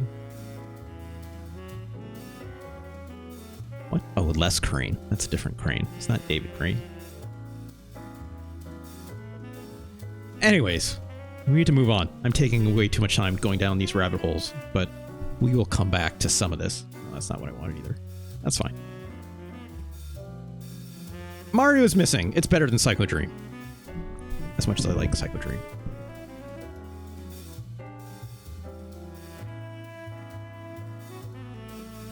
is the first Charles game. Oh, Mario's Teaches Typing is the first Charles Martinet game, not this early, or not the other one I pulled up, but Fundamentals. Is that what you're saying, Fog? Let's look at this after. The second is Fundamentals. Okay. So did I just read that incorrectly or something? Also, I lost track of it because I accidentally closed that tab. Anyways, I believe you though, for sure. Right, gotta come back here. I think Mario's Missing is it better than Final Fight? It's better than this Godzilla fighting game, that's for sure. Kaiju Daikasen? That's not an incredible video game by any stretch.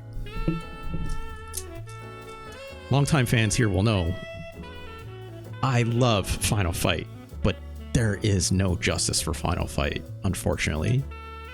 Consistently. It saddens me because I love Final Fight.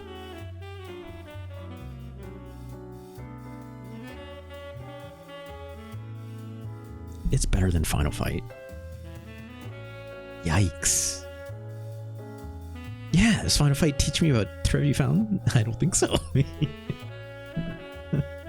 It's better. It just is better. I love Final Fight, but this Final Fight on SNES is just not what you want, right? Go get a Sega CD. Sorry. Or go play the original arcade one. It's just how it is. I think Mario's Missing is better than Smart Ball. Smart Ball's interesting, but gives me a little bit of the heebie-jeebies when I think about it. Or yes, My Hero Zero. We have yet to look at that. The GBA one, for sure. I would love to look at that someday. What isn't Mario's Missing better than? I don't think Mario is Missing. It's definitely not better than Joe and Mac. Right? It's definitely not better than Super Black Bass. It's not better than Mario World. Thanks, Funk. Just way up here, number 2, obviously. Is Mario is Missing better or worse than Stone Protectors?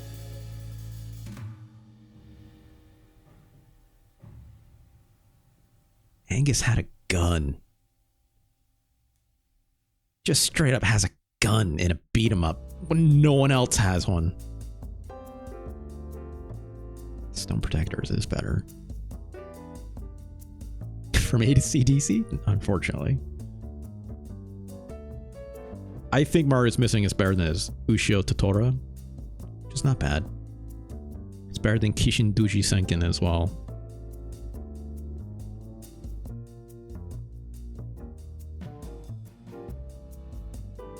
I don't think it's as... Yeah, the powers make their stone glow. Yeah, shout out to Liv. She's the best.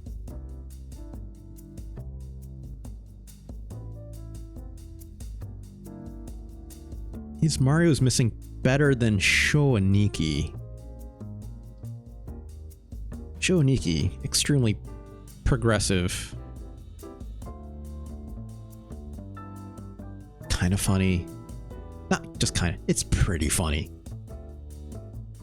That lady is a boat, and she fights in the air, along with the other one that's like an Elvis impersonator.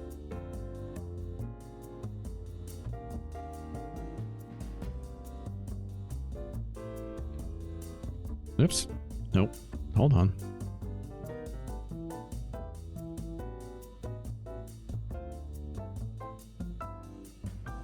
Congratulations, Mario's Missing. We're 61. That's extremely solid. You know, it's like the fun is in the walking around the world. And yeah, like learning where you are. Obviously, when you're an adult, it's a little easier. I remember playing this or seeing this when I was a kid and being very confused by it just because I didn't know how to get started with it. But I think once you find the rhythm and the mechanics of like, okay, I need to find all these artifacts and return them, right? I need to get my facts straight by talking to these people with or without these artifacts, right?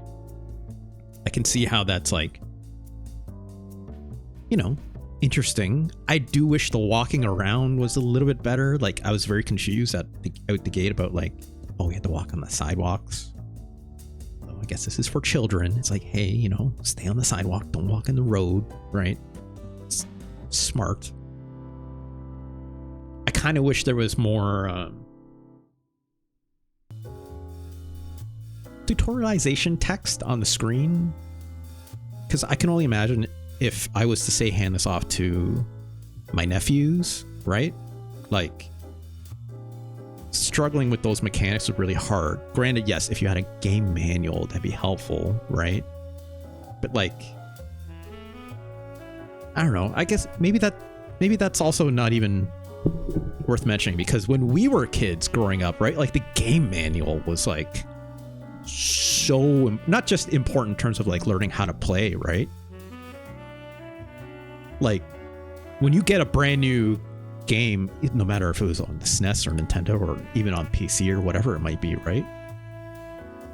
You would devour that media as media because you wanted to like not just get the most out of your game, but like the manual was part of, you know, the experience of playing a new game if you could, right?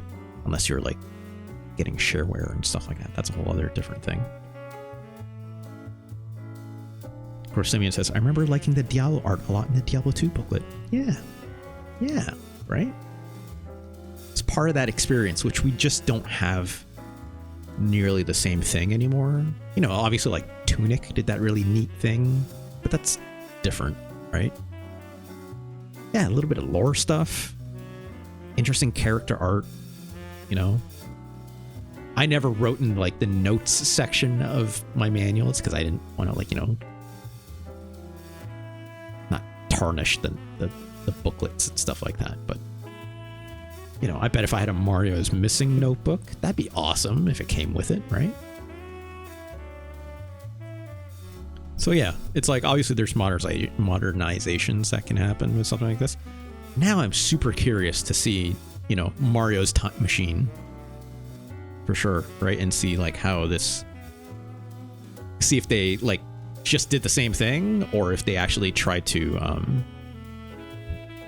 you know, do more quality of life stuff for kids and whatnot. You think so, Gross? I mean, okay. Someday. Anyways, thank you so much to Lucky Hyena for your very generous $20. I'm super happy I looked at this today with Mario's Missing, especially with you, because I wouldn't have looked at this otherwise, right? And that's absolutely like 90% of the fun for me. So thank you. Let's look at the next game, which was another fine donation by Dull Focus, who really says UN Squadron today, please. Yeah, you're welcome, Lucky Hyena. Absolutely my pleasure, right? Absolutely. Now, Dull Focus, before we continue, okay, so I'm looking at the uptime right now. 2 hours, right? I was going to look at UN Squadron anyways.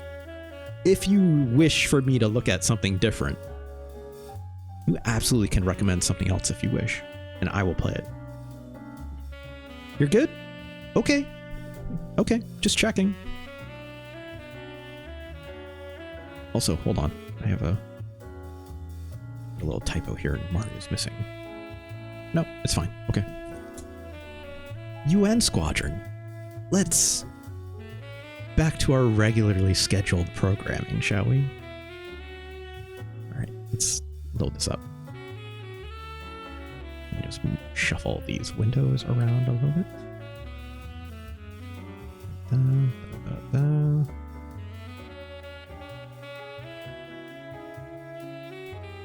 So some of you that may be newer here, or obviously, you know, gosh, part 18 now. God, get these Godzillas. Get out of here. Get out of here. Get out of here, Godzilla. It's not your time. Not right now, at least. Not for at least. I'll talk more about subscriber goal stuff later.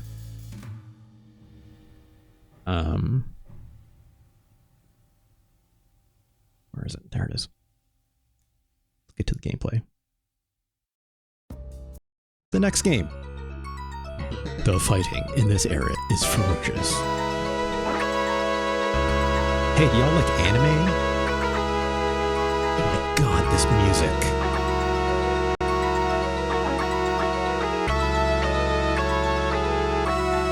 God. Only a madman would take on this mission. Lucky they found me. I don't know why I'm kind of doing a bit of a Solid Snake thing. Whoa, look at this Mode 7! Area 88. It's right there on the runway. Yeah, look at this plane!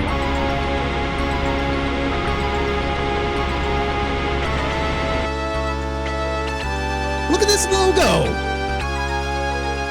Jeez. Jeez. 1989 original release in the arcade.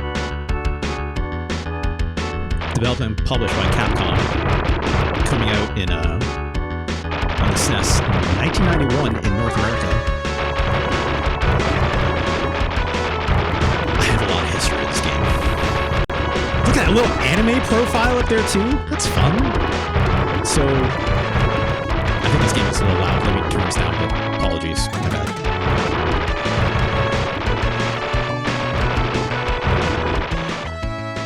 That is probably better.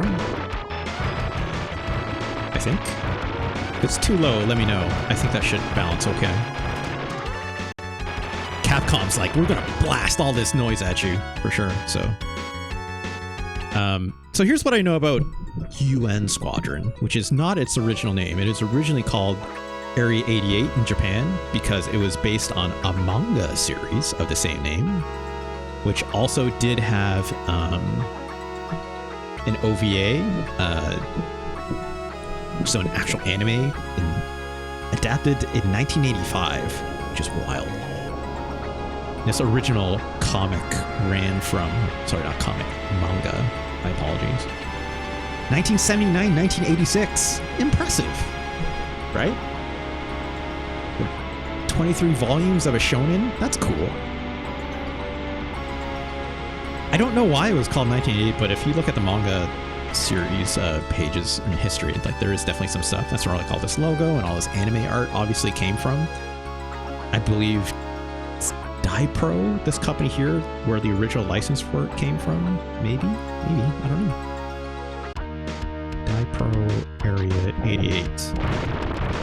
Or were they the people who actually did development?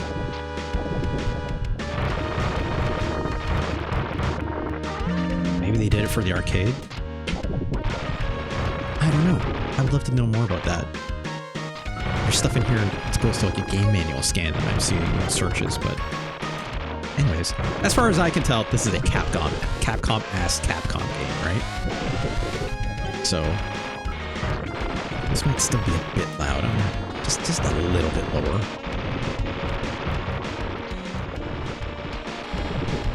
That's a little bit better.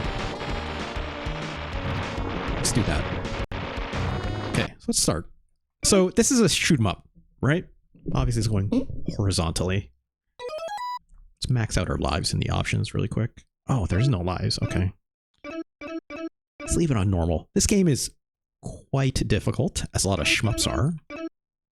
But not so difficult that it's a problem, right?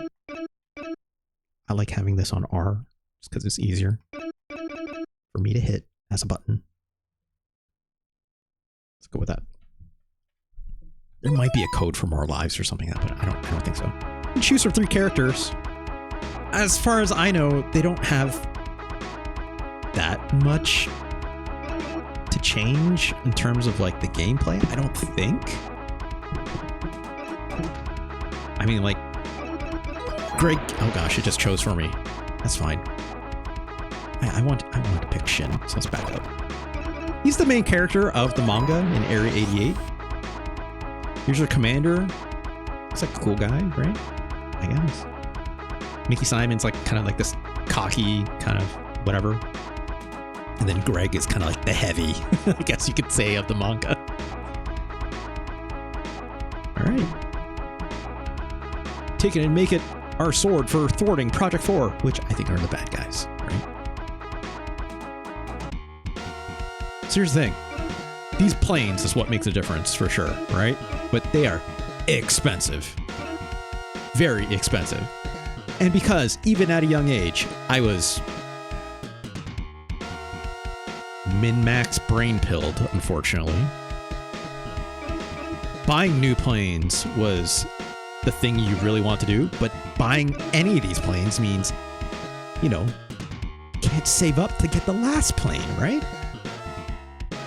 So I always played this game trying to get literally as far as I could with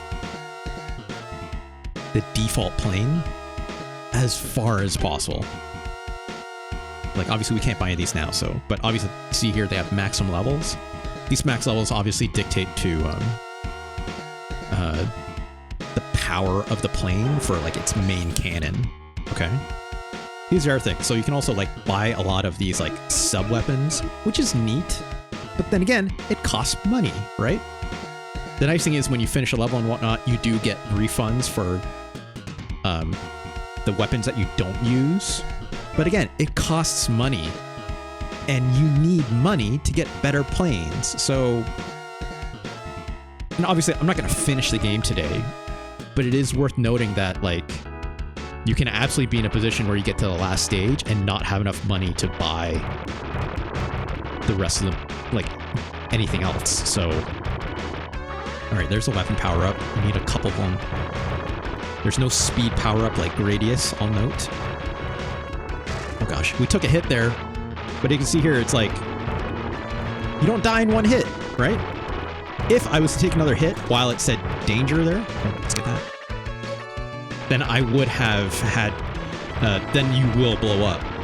So you have to kind of like, it's got a bit of this cooldown, right? Where it's, you have to wait a bit for that to go away before you can take another hit without actually eating it completely. So, also I would note that, oh gosh, I'm using a turbo button here because if I just press this button once, it'll shoot one bullet, but if I hold it, it'll actually only shoot like so many rounds. So you have to like continually keep pressing the button again and again. So just for the sake, because I can, I'm just using a turbo button for this. All right. Just keep hanging out down here, trying to not get hit by these missiles, right? Oh, great. I should also note it's important to destroy as many enemies as possible. Oh yeah, look at this. This is just the beginning. Because I'm an anime protagonist, I'm going to be very creepy and say stuff like this.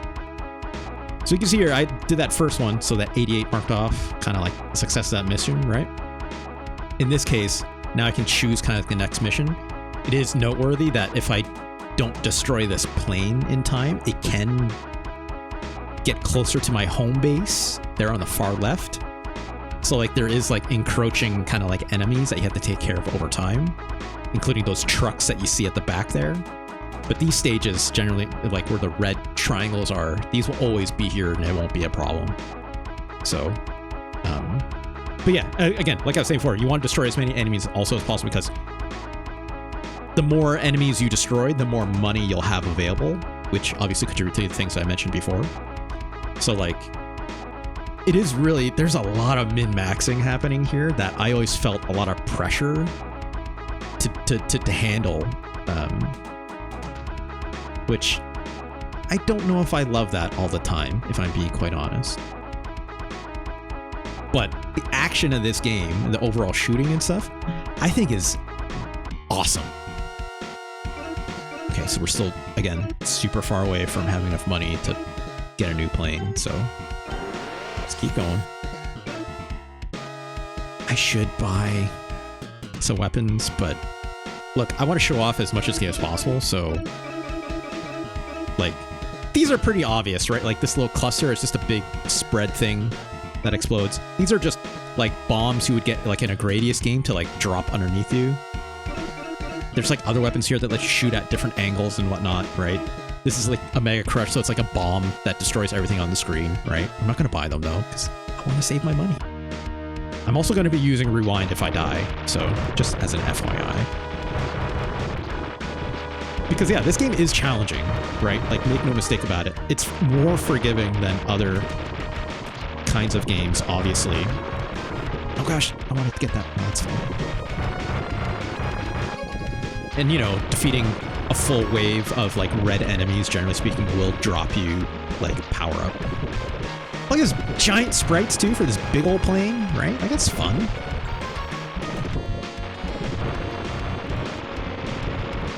I always thought it was interesting to like, hey, see if you can actually like 100% a level by like literally destroying every plane possible, right?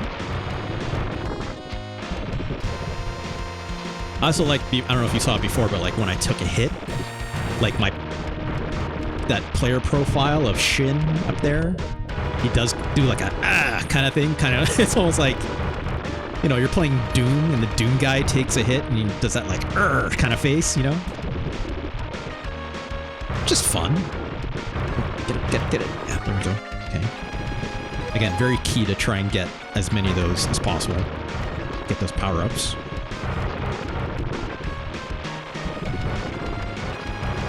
Having a turbo pad for this is, in my opinion, pretty crucial. I had a turbo pad growing up. Like, I had the, I think it was a Super ASCII pad, which was pretty cool. And you could like, it was actually a pretty neat controller back in the day because you could had like multiple settings for turbo. Oh gosh. Where you could, oh no. Don't take another hit. Not while I'm on fire. It was a neat gamepad because you could set a different toggle for literally every button on the controller, from including like the triggers to every face button and even the start and select buttons. Where, oh gosh. Oh god. Okay, good. Where you could toggle it, so like obviously like normal single fire, right? And then even had like a semi-auto mode, which was essentially you press the button and then it does like, you know, rapid fire turbo, but then had like a full auto mode where individually, so like, let me explain as well. So it's like, so the full auto mode would basically like leave that button on rapid press the entire time. Yeah, so basically, so semi-auto does automatic fire when I press the button, and then full auto makes so that it just does it without even me needing to press the button, right? Oh, in this game? Yes, you're right. Yeah, so holding the button auto fires, but only up to like maybe like 5 to like 8 shots. So that's why it's like I'm using a turbo function, so I don't have to like keep pressing it on like a refresh, right? Because otherwise it's like, it's just a pain in the ass just having to tap the button more. But that ASCII pad was really neat because I could just like leave this toggle on like full auto and I don't even need to press the button to like shoot constantly, right? And you could do that for multiple buttons independently as well, which is really neat. Okay, let's take care of some of these trucks. This is where I find interesting, where like these trucks will auto respawn. And you kind of have to like take care of them as it kind of throws these at your base. And as far as I know, that was a modern controller. Yeah, it was I'm gonna go to it really quick. Let me show it off. Super Nintendo ASCII pad. There it is. Look at this thing. Look at this.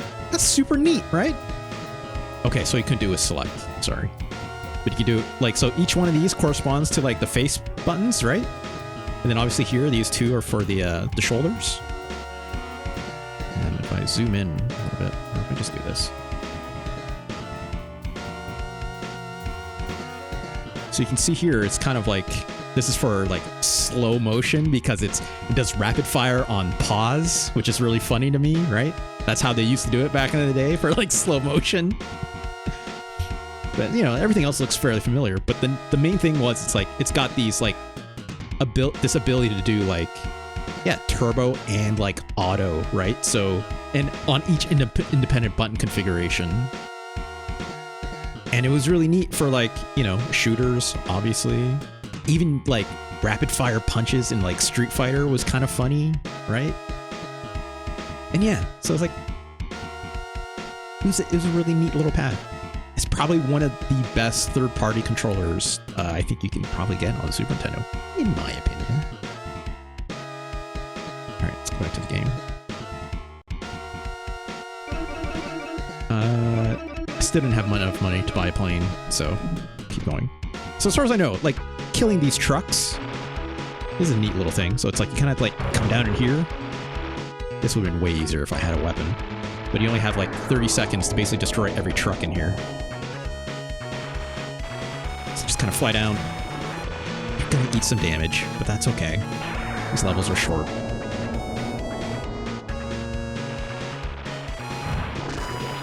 Let's get one more pass. Ideally, you would have like, you know, a sub-weapon help with this, but you don't need it. And, like, as your weapon gets stronger, it'll be easier. I love this like swinging back and forth mechanic, right? And how like the plane does like this sprite shift to like turn back the other way. I think that's cool. Let alone, I still love this kind of like Mode 7 sprite rotation stuff it's doing. All right, so now this plane is coming at us. You can see there's like now a submarine coming down at us at the bottom there, right? It's like, oh damn, okay. As far as I know, defeating these trucks, they do infinitely spawn. So like, this is the only way to get extra money, I think. So like, it is good to try and do them as much as possible because they're also pretty short, right? And yeah, like my heroes, you're right. Like the next plane fight is awesome and it's hard as hell. And like, I'm gonna need like some sub weapons for that one for sure. At least the bombs, I find. We'll see in a bit why. Okay, that was pretty good. Didn't even take a hit. And like, you know, like taking damage in this is not a big deal because one, your life regenerates every time you come back. But also, like, what was I gonna say? It's not like taking less damage costs you money or anything like that. There's no like plane repairing or anything like that. Gorsimian says, yeah, I had something similar for the Sega Genesis. 6 buttons with their own switches too, but no shoulder buttons. Okay, that's cool. It's like, who made that? Who made that pad? Oh, that submarine is gone. I just realized. Was that also like maybe ASCII or something? It sounds very similar, obviously. As far as I remember too, like you do get the full value of the sub-weapons back, which is handy. So you don't have to like, you don't have to worry too much. Obviously, if you overbuy, I think my memory strikes me correct on that. But we're going to definitely need it for the next fight. Okay, great. And eventually, you know, as you power up your gun, you can do this in one pass and be done with it, which is good. So for now, we're just going to keep trucking through this. In a way, it's my style. You got it. I think it's also like the different characters have different dialogue, which is neat. Okay, let's do this plane fight. This gets hard. So I will likely be using a lot of rewind for this if I straight up die. Okay, so we only have this plane. I'm not going to buy the next one yet. Let's definitely buy these bombs. I don't think I need the Mega Crush though. We only have one sub weapon, so it'll be on.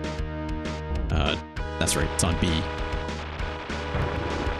Like even these planes take more damage, so it's like this is good to do this. Oh my god, I was not paying enough attention. Let's back that up a little bit, shall we? Ow. These planes are like take a number of more hits, obviously, to go down. Trying to manage that will be tough.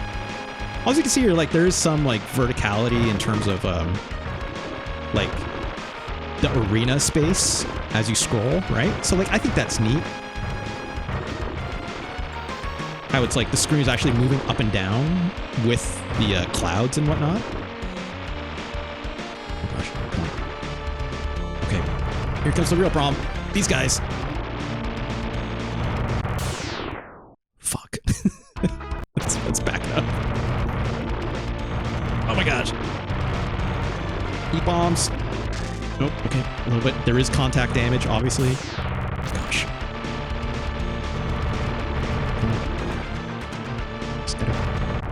Nope.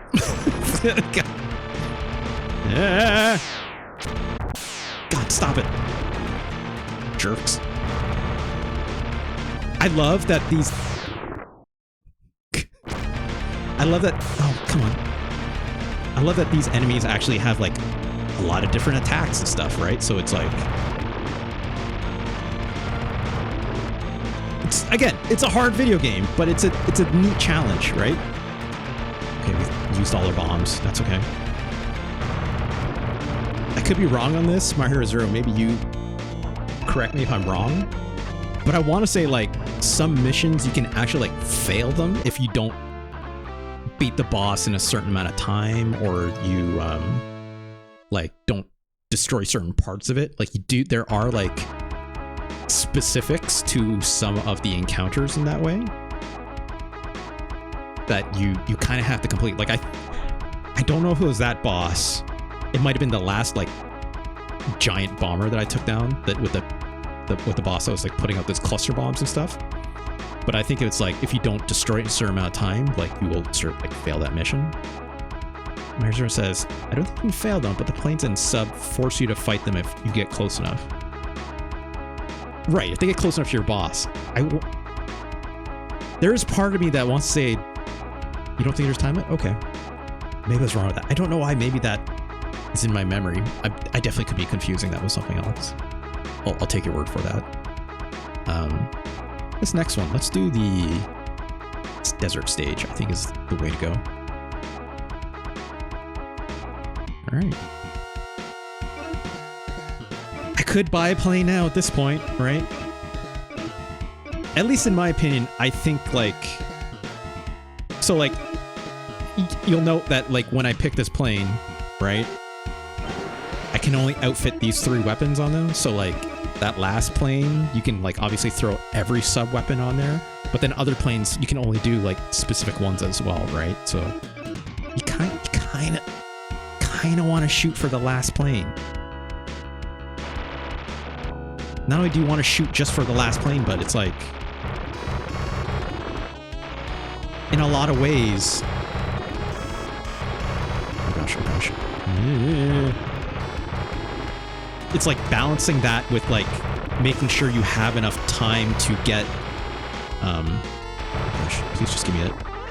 To get those power-ups, because if you don't get enough of those power-ups, like, your gun will only be powered up so far, right? Gosh, oh gosh, oh gosh. Great. There's also, like, secret items here. Obviously, like, yeah, shooting that, like, will open that up. And there's, like, many more parts in the map where you can do that, to my understanding, for secrets. Like, there's definitely, like, a one-up in here, I think. Let's just get in here. Yeah. I don't know if that was a one-up, but I don't know if maybe that also made my gun better. I don't know.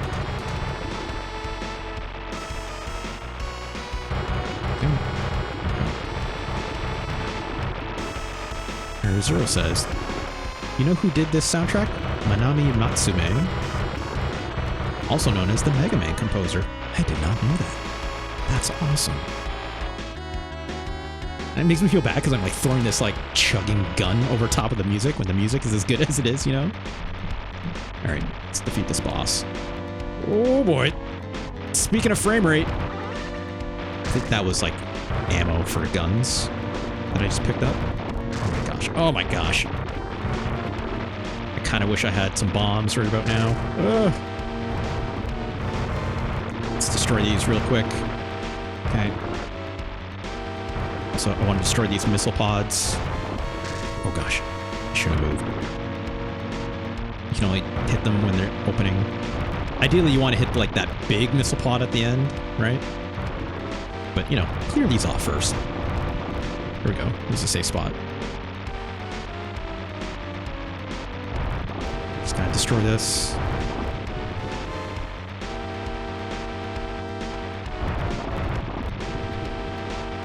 One more round should do it, right? Oh gosh, right. I forgot. That gun does move if you move. Alright, give me that money. Didn't need to use a special weapon. Granted, I had the rewinded stuff, so whatever, right? So long. Enjoy your desert graves. Great. Well, that sub is getting real close. Probably gotta take care of that sub. Which is pretty hard, if I'm not mistaken, so... Let's see if we can maybe buy a new plane. Maybe. 50 grand, we can get the YF. But what if we saved the money, just got the big one, right? Right? Just need $1 million. We're halfway there, right? We've only done like a few stages, so... Yeah, the YF is important. It's like, because it has like the many more different angle shots, which will be literally a requirement later on, in my opinion, for some bosses, right? Let's stay with this. Let's try to get the best plane we can, right? We got rewind, we'll be fine. Okay. Things on screen. Except these. Oh boy. Hey, buddy. Yeah.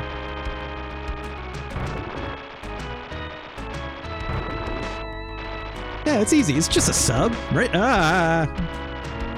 Of course, as you literally say that. What kind of sub just comes out of the water like that? Oh gosh, slow down. Oh gosh.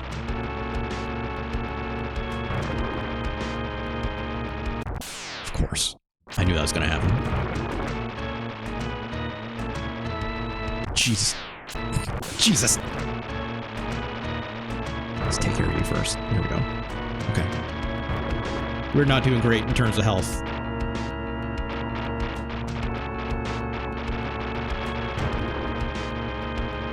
Come on, please. Jeez. Blow up. Please blow up.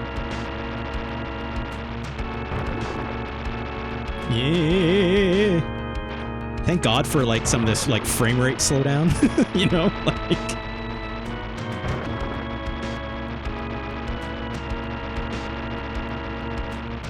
It's like literally saving my ass. Oh gosh, oh gosh. There we go. We got it. Easy, except for the few times I really screwed it up. 400 grand to go. Easy sub for babies. Speaking of subs, if you'd like to support the show, yeah, look, I had to. It's fine. First try. Yeah, thanks, Simeon. There's no evidence of me doing otherwise. Alright, let's try to get a little more money out of this. I don't know if I'm going to play another game today, so I was like, I just want to keep playing UN Squadron. This game is... Look. This game is incredible, in my opinion. I think, you know, obviously the pressure for... you know, how you spend the money to get upgraded planes and such.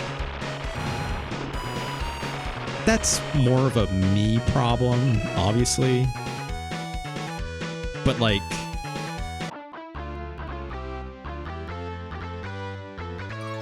you know, like just sitting here farming these trucks is not always incredible. Grant, it's fairly quick, all told, right?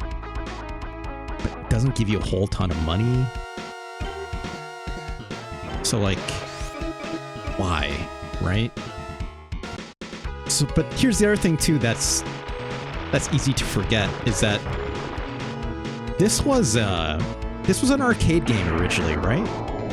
Like you were meant to be shoving quarters into a machine for this stuff. So, you know, balancing that with it being a home port. Like, granted, this is a really good home port. I played a lot of that arcade game as well. It got an arcade sequel. I did not know it got a sequel. What? There was a UN Squadron 2 or Area 88 2? Are you serious? When did that come out?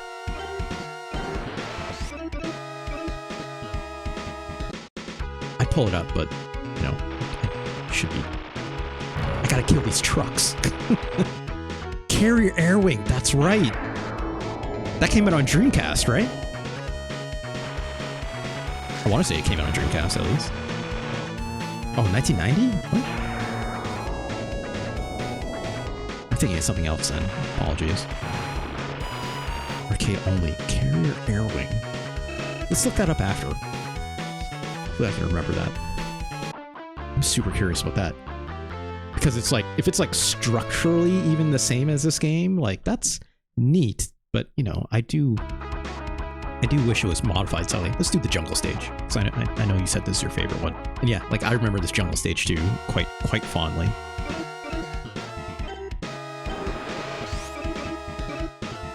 And also, we'll get money faster than me grinding on these trucks. Here's what I like about this stage. Shoot the shit out of all these trees. That's what I remember about this stage. Destroying planes, destroying trees. Sure. For some reason, not all the trees blow up. I don't know why. But that's fine. Oh gosh. Yeah, and I remember like these flamethrower things. That's neat. Look at all these, like, you know, these explosion effects are half decent, but it's all like the little effects that it puts on the side, right? Like, they're a lot of fun. Like when those trees blow up. Oh, let's pick that up, yeah. These trees blow up real nice. I'm not gonna lie, right? These sounds are like super chunky sounding in a fun way, right? Oh, gosh. Like this, like it's Capcom, right? Like it screams like a Capcom game for sure. Oh, damn it. Yeah. I'll say it's like 3 hits before you actually die, I think. So if I had some bombs, I could take care of those, but it's fine. Ooh, is that a continue or 1-up, I think? Oh, it's force field. Okay. That's good to know. There's airbase. I can mostly cheese this, just like this. I don't think I can destroy that pod of where the enemies come out, even if I had bombs, I don't think. Well, here goes our shield. Oh god! Like, you want to blow this up, mostly, I think. Ooh boy. Again, slow down, saving our ass. Oh gosh, oh gosh, oh boy. Okay, we'll just get it on the way back. Dang it. Okay, well we got that Yasichi, which gave us some life, which is good. Okay. Yeah, that turnaround. I love it. And the sound it makes, like, right? That's fun. Please blow up, please blow up, please blow up. Yeah, there we go. Relax. Oh gosh. Ah. Knew that would happen. That's alright. this game still rules, in my opinion. Like, I think it's striking a balance of, you know, obviously being a challenge, right? Also, hey, it gives me iframes when it does that turnaround. I didn't realize that before. That's generous, to say the least, in my opinion. And cool. Alright, let's blow this thing up for real. Yeah, gotta destroy it all. Meyer Zero knows. Oh gosh, maybe not this round though. Yeah, like, I thought if I didn't destroy this in enough, like, back and forth turns, you'd have to replay the level again. I could be wrong on that. But that's what I thought. I am probably wrong on that, if you don't remember that at all. Or if you just never did it, I don't know. But also, it's like, it shouldn't be that hard, right? Not this specifically. There we go. Yeah! I love how it does that, like, mid-turn, right? Something about that, like... I don't know what it is about, like, seeing sprites do stuff like that and then, like, pausing. But it reminds me a lot of, like, that good feeling you get when you play Castlevania, right? And then you know how it's like, you beat up a boss, and then the boss, that orb comes out and goes, boom, boom, boom, and then you get it. But then you get it in like a cool whip pose, or like you get it in like a cool freeze frame of animation that you don't see that often, of like Simon Belmont or whatever like that. And then it plays like the stinger music. That's what that reminds me of. And it makes me feel good for whatever weirdo reason, right? Okay, let's do this last stage and then let's call it. So let's buy a plane, or the best plane that we can. Oh, we're so close. It's fine. Let's get this. A stealth ray. I do like that, you know, the weapon level does carry over at the very least. These gun pods and these missiles that go up, incredibly important for later stages. Let's get the Mega Crush. Let's just see it. These missiles, why not? So I can toggle them here, obviously, at the bottom. Oh gosh. Yeah, this music rules. It's like, get him with those homing missiles, sure, right? Yeah. Give me that. These crunching explosions sound great, you know? Gosh, this boat is really screwing me up.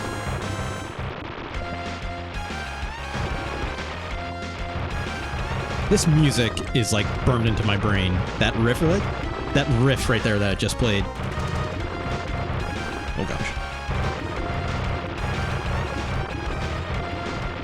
Like, this level is pretty simple and obvious, rehashing like from the stage where we beat up the sub, but that's fine. I don't have a problem with that. Also, look at her gun got big, which is cool. Oh, this giant boat, right? Oh gosh. Come on. Gotta blow it up before it gets too close. We're tearing this thing up. I've actually never played this on like the higher difficulties. I'm actually somewhat curious about that. Okay, let's go over. Trying to get blown up by these cannons. Yeah! It's pointed right at my head. Do the big turnaround. Yeah! Look at that! It's still cool! Love to see it. Oh gosh, oh gosh.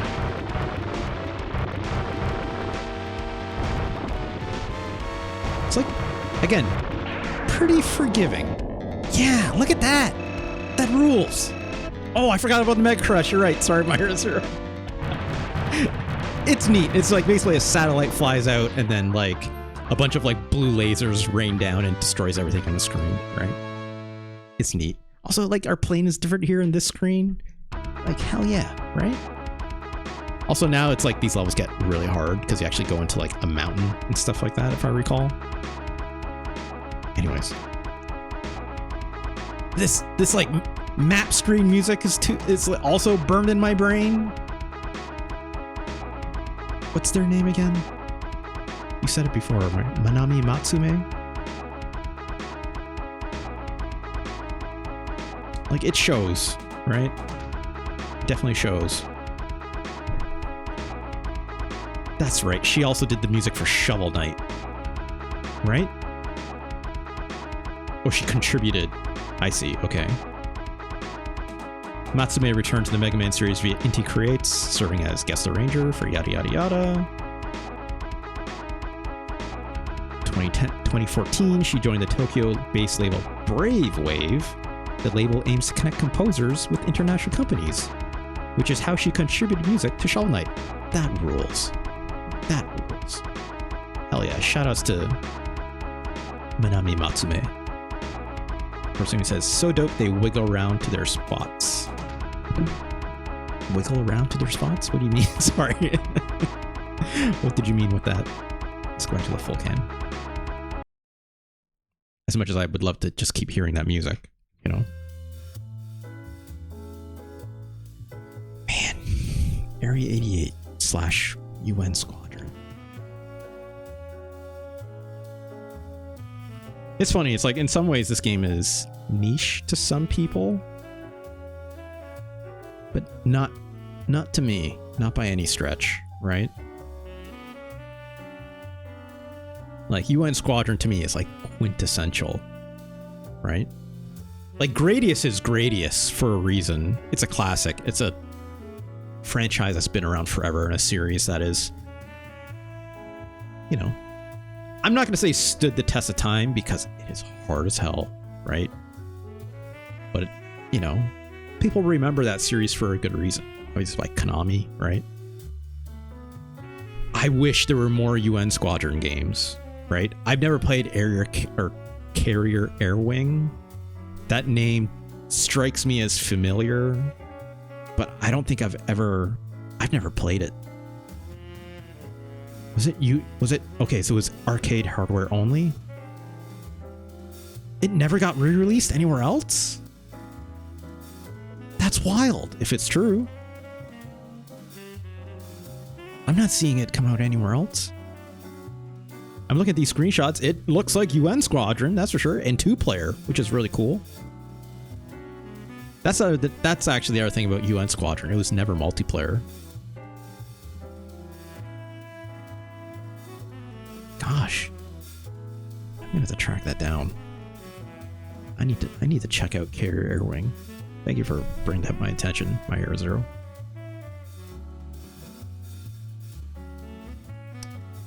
Here's the other funny thing about Area 88 / UN Squadron. I was so UN Squadron pilled when I had this on Super Nintendo that, like, I seeked out the Area 88 OVA, anime OVA on Laserdisc. Laserdisc! That's where all the good animes came out on, you know, at the time. It's so good. And there's like the whole story about like Shin, that main character with the big sweepy hairdo. Where like they try to I think it's like, you know, Area 88 is like the mercenary group, I think. And they try to like defect in a way, but then they like, you know, were trying to like run away from trauma, blah, blah, blah. And like, it had a lot of like real world stuff to it. I think it was like, the whole thing is about like these mercenary fighter pilots, and it's like a little, basically if you had Ace Combat lore in the anime, that's essentially what it was like, generally speaking, which makes sense. But it did have actual like, hey, these like, some of these mercenary pilots used to be like US Navy veterans, or like they fought in the Vietnam War, and it had some of these things to it. So I don't remember how much the Ace Combat. What do they call the Ace Combat lore world again? It's got a really funny name to it. Does it start with like the letter S? Ace Combat lore. Strange Real. Thank you, Gross Simeon. Not Strange Real.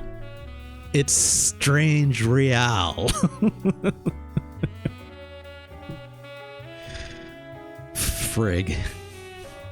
Incredible. Incredible.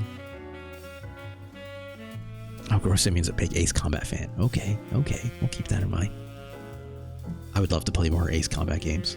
I have Ace Combat 5 on Steam. I have not even cracked it open yet, but I would love to someday.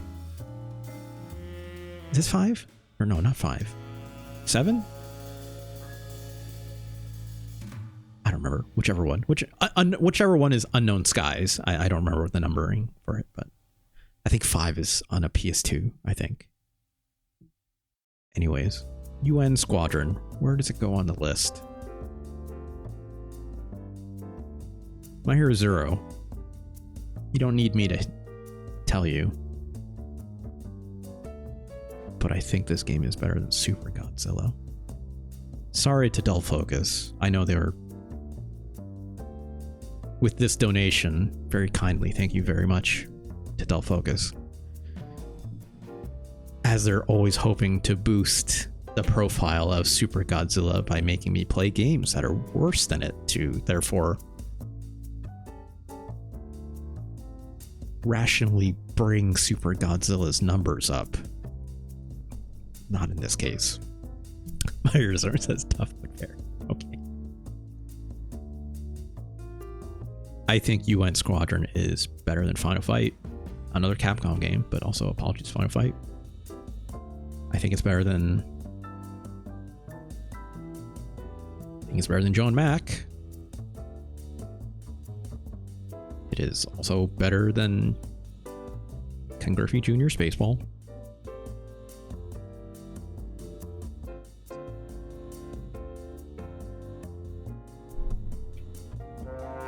Nope, didn't mean to hit that. That's what I was looking for. Is UN Squadron better than NBA Jam?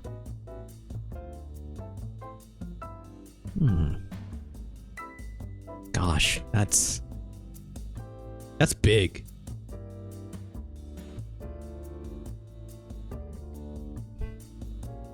I think it is. It's definitely better than Aladdin. I like UN Squadron better than NBA Jam, even. Mind you, Super Nintendo version of NBA Jam, right? Not the arcade, so some additional context there for sure.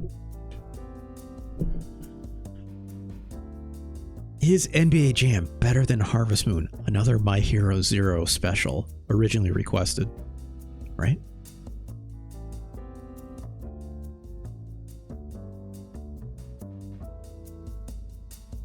I want to play more Harvest Moon, but I think UN Squadron is better than Harvest Moon. Wow, My Hero Zero says yes, no question. Wow. Wow, wow, wow. Impressive.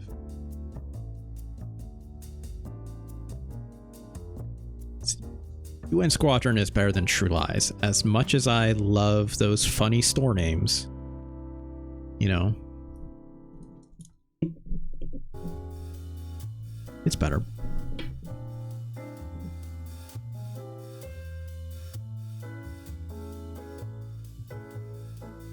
I think UN Squadron is even better than Super Castlevania 4. I think it's even better than Uniracers, and I think it's better than Pilot Wings. I think it's also better than the Ninja Warriors. Oh. Now we're in territory, folks. We're in deep territory.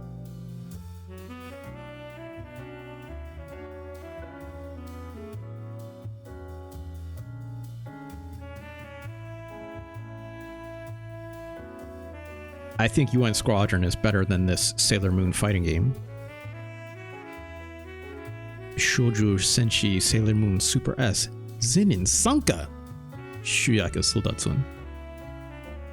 with the Metaquarius ROM hack where you could play as Raphael from Teenage Mutant Ninja Turtles Tournament Fighters.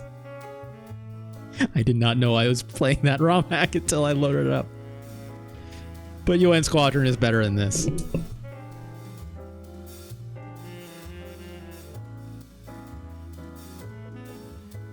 I think it's better than Super Fire Pro Queen Special. Is UN Squadron better than Evo Search for Eden?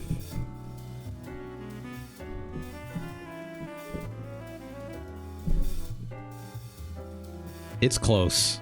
I think we're starting to get to it, folks.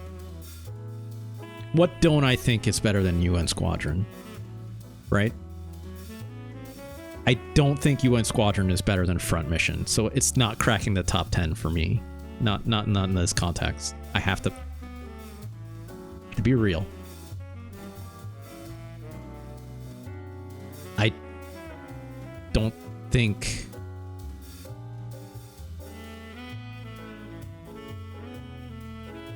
think it's better than Human Grand Prix. Human Grand Prix is just too unique.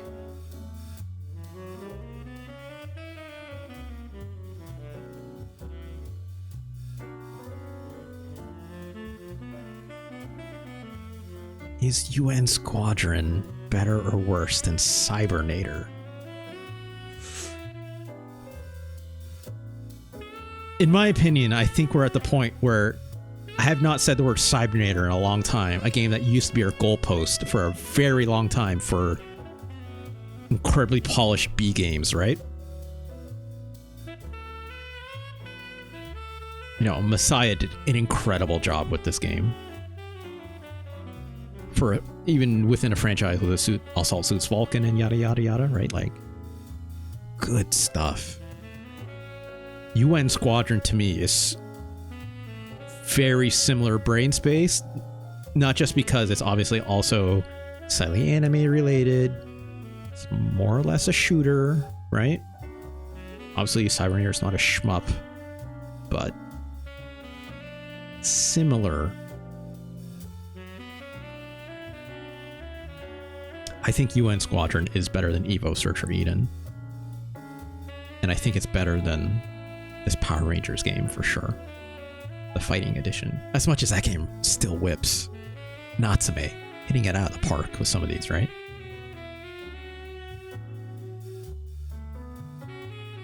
Is UN Squadron better than Donkey Kong Country?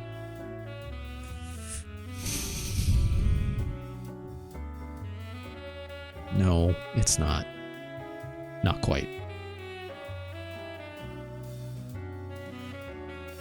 Is UN Squadron better than Batman Returns? Therefore, also better than Cybernator.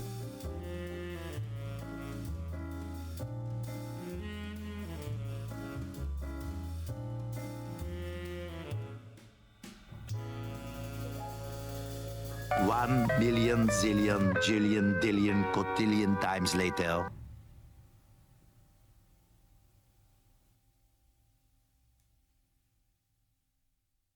I don't know.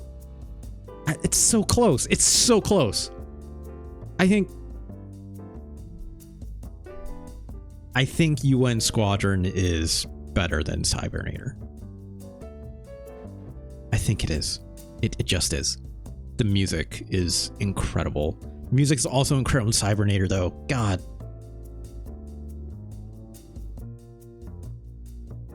The shooting in Cybernator is okay. But the way that mech feels is something else. But I don't want to discount UN Squadron's shooting because it also feels good. It's chunky, those explosions, the aesthetics of the planes.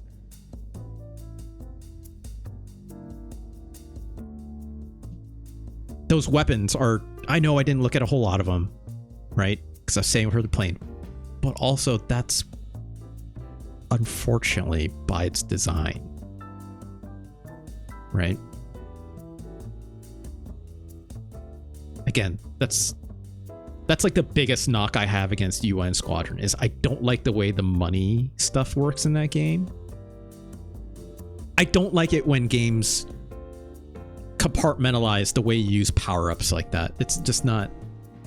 That's a me problem, part and parcel, but it's like... Maybe weapons should be something you can unlock rather than having to buy multiple times to refill on. Like, yes, you can find those ammo pickups in the world, but they are extremely rare, right? And the way those planes unlock is fine, but it's a pain in the ass. I don't love that. And again, this is within the context of being a Super Nintendo game, not an arcade game, right?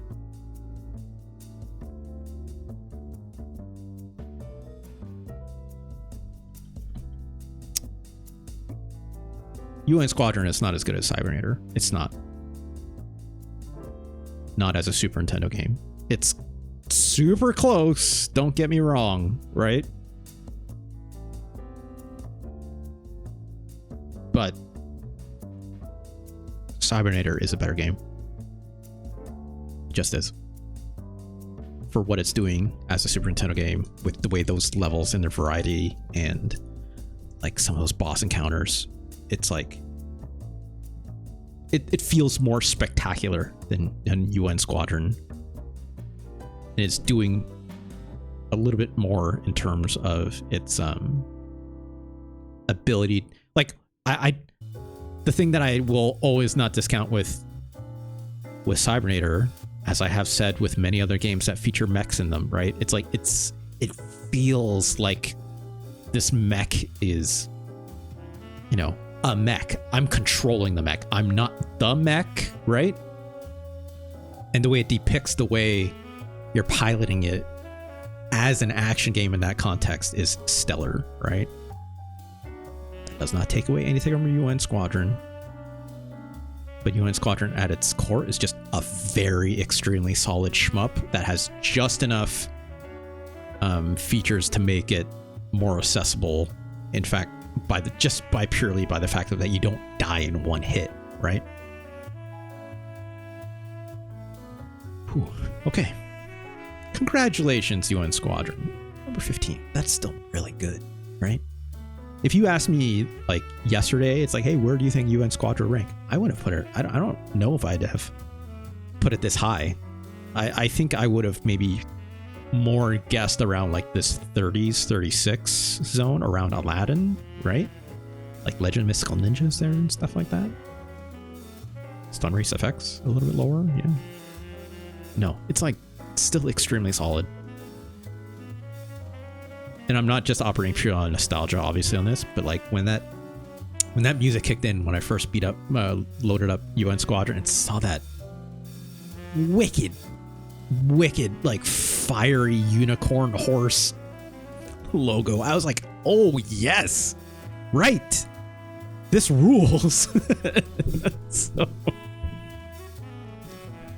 anyways, congrats to UN Squadron. Thank you again, Del Focus, making sure UN Squadron happens today. Thank you again, My Hero Zero, for your awesome donation earlier as well to make Yoshi's Cookie happen. And of course, thank you so much, Lucky Hyena, exposing me to Mario's Missing. Another, that's just surprises today. I love to see them. Let's keep moving. Let's double check the uptime really quick. Wow, I think I talked and played UN Squadron for like an hour. Well worth it though. Let's take a look here really quick.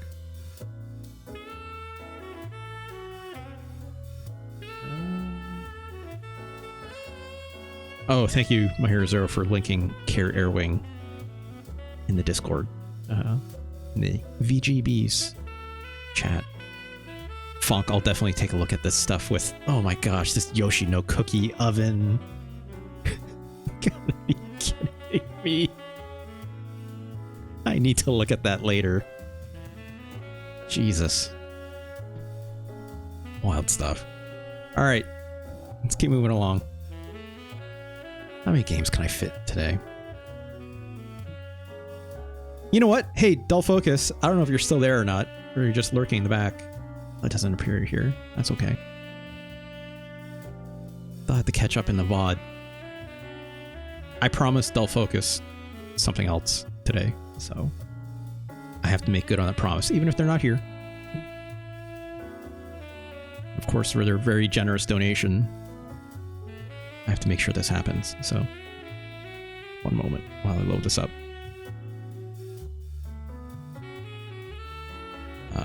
Oh no, what's the title of this? I need to get it right. There it is. Okay.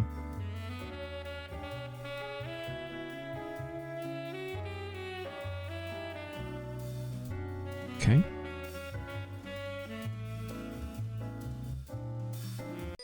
Another Konami joint. I said I was going to do shooters today, right? Hey, remember Parodius?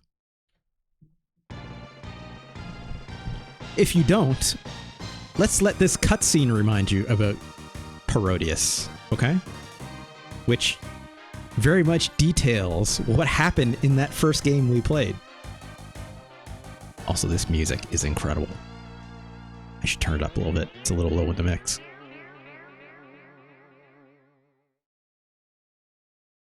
Right here. There we go. This is the sequel to, gotta get the name right. Let's double check. So the first game was called Parodius Da Shinwa Kara Orai, which I don't remember what that translates to, but I'm sure someone can Google it. This game, however, is called Gokujō Parodius Kako no Eikō Motomete, which loosely translates as Gokujō Parodius Pursuing the Past Glory. What? But it's also known as Fantastic Journey as a subtitle, so okay, sure. Why not? As far as I know, this is the third entry in the Parodius series, which means there are more. In fact, wait, hold on. Am I playing the right one? Hold on. It is. Okay, great. Yes, this is it. Because there are other Parodius games, okay? Just to be clear. Just get right in there. I did not have this game growing up. I had, for those who are unaware, I used to have a little disc copier machine for my Super Nintendo, which was gifted to me by my fine family overseas, who got it from beep. I don't know. They got it from somewhere, and they're very kind to give it to me. But I did not even have this game on that disc copier. This is a game that I revisited after that because I had the first Parodius, but I did not have this one. So this one I revisited later with emulation for sure. All the standard Gradius stuff is here. Worthy of note that the revival mechanic is here. Okay. And we could turn on and off this roulette function, which we're going to do because I think that thing sucks. Okay. Which basically does roulette when you've picked up too many power-ups, which then can force you into a situation where you have a situation where you lose all your power-ups because that will always be in your power-up bar if you take it by accident. Revival is neat where like it doesn't make you play the whole stage over again. If you die, you just respawn right on the screen as you keep playing. Also, you can say how many loops you want to play if you get to the end of the game. I think that's neat. If I'm not mistaken, if you do loop the game, it may affect your ending, I think. I'm not sure. I've never fully tried. But, you know, we're going to make sure we have the maximum number of lives at least. And we'll leave the game default to 4 for difficulty. Let's go right there. Some key differences here between the last Parodius game. More characters. Before it was just, you know, The Vic Viper, the classic Gradius ship.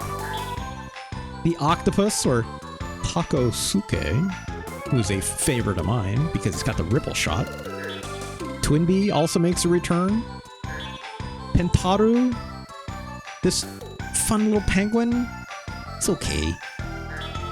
There's also Hikaru, this bunny-eared showgirl. Yeah, why not? Why not? Why not? She's riding like a missile. There's Mambo, who's a big fish. And if you told me this was a character in another Konami game, I'd believe you, I guess. How about Michael? He's just a big flying pig. That's fun, right? It's got like a homing missile as well. And this wave shot. And he can grade up. I don't know what grade up means. Also, how about Koitsu? This stickman whose shield is a condom, just straight up. It's just right there. K-shield. You can spell condom with a K, I guess. How about Goemon? Right? Legend of Mystical Ninja? Sure! Why not? Goemon's options are the lucky cats? That's fun. How about Kid Dracula? Yes, thank you, my Herozo, for the impacts. The impact emojis. How about Kid Dracula? Kid Dracula's in this game. Okay. And Oopa. I don't know, this baby. You can play as a baby. I think this baby might also be in a previous Konami game. I'm remembering an NES game, possibly, by Konami. Maybe? Konami baby game. Yes, I was right!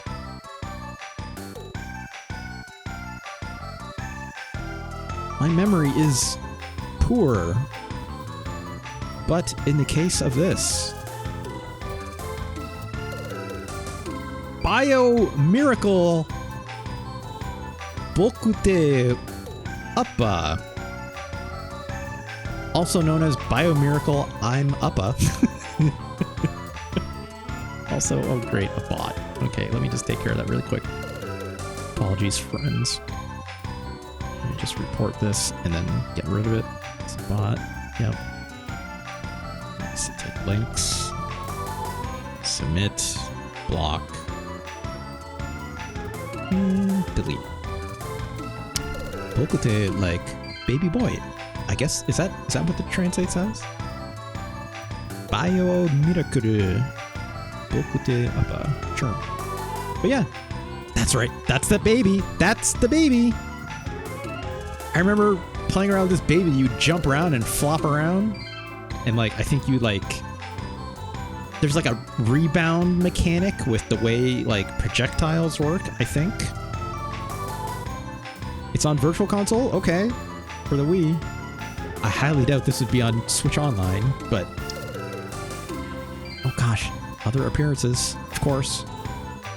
Anyways, that's neat. That's fun, right?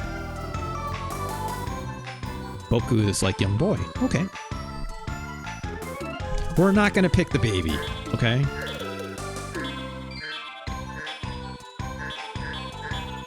I'm curious about this flying pig. But I think we should pick the baby, or not the baby. I think we should pick the bunny lady, Hikaru. Let's pick her. We're gonna go manual. We're not maniacs. Zero says, I've been playing Natsuban, which is like a spiritual sequel to Boku Natsumane, which is like Boys Summer Vacation or something. It's neat. Also, hey, it's Gradius. Right? Get the speed up first. At least two of them. This little guy is back. Do you remember him?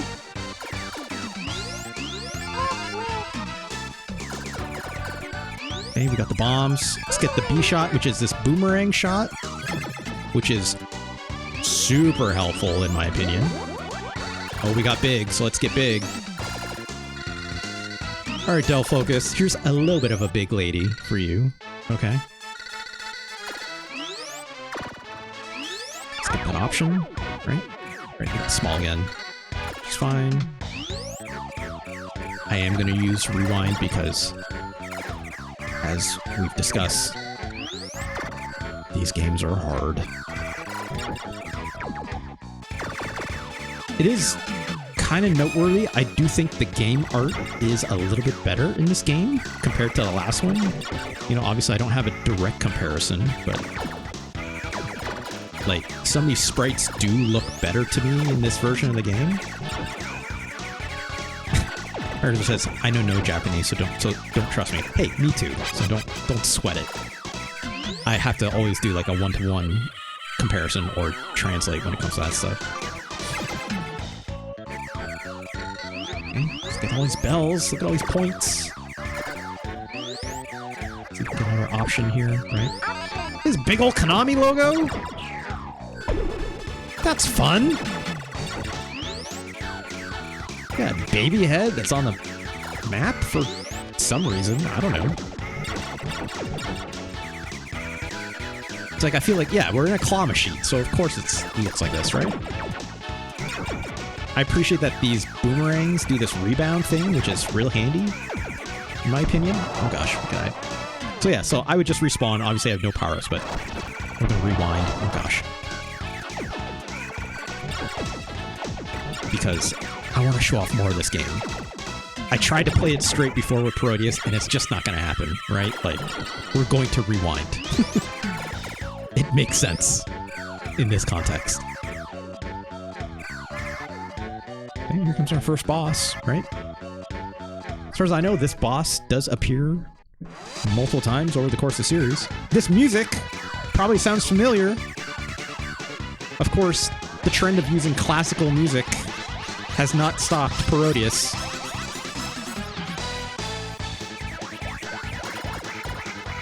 You know, a lot of similar sprites here, like those bees were in the first game as well. Also, look at this panda bear!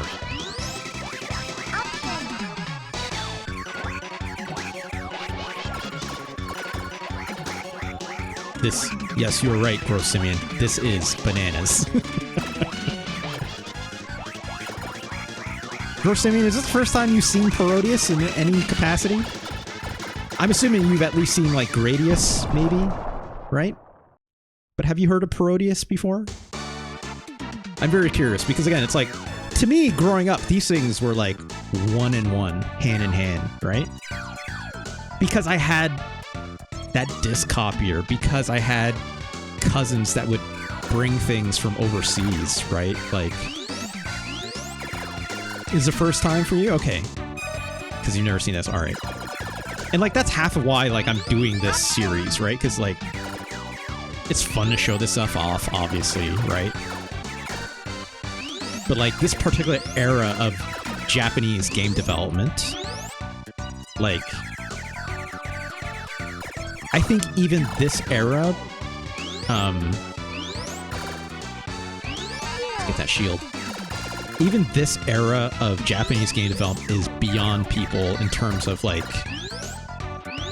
up until maybe, like, the PS1, in my opinion, where, like, imports were not in common discussion circles with video games quite yet, right? Like, people knew there were Japanese games that you couldn't get in North America, per se. Oh, this slowdown.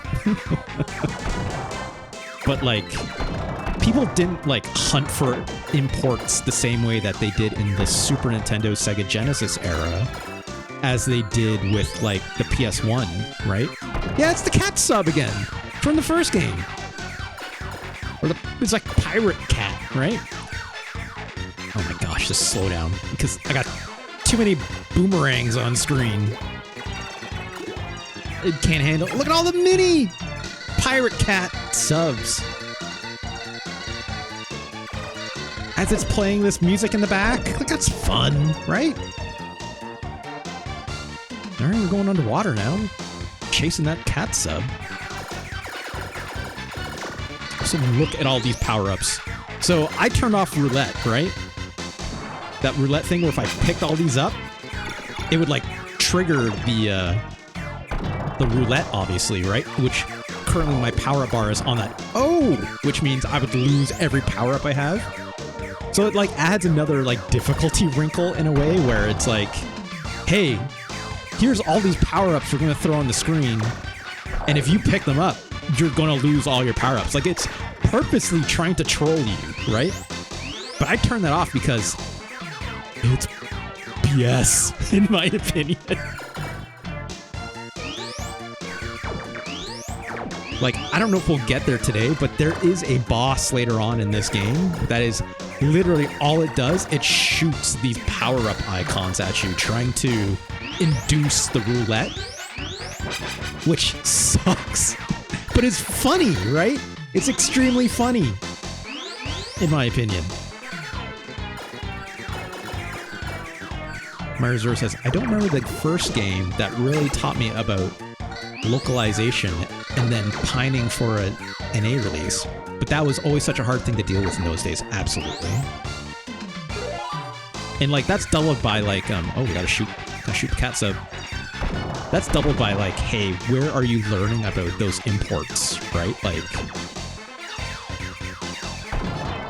are you seeing them in video game magazines? What video game magazines are you buying?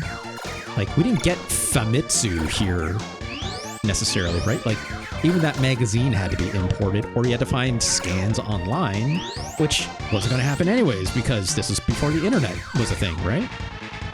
So it wasn't really until, again, that PS1 era and the influence of the internet becoming a thing where you start to really see all that wild stuff, and then emulation making that somewhat accessible for people. Hey, remember when I said big ladies?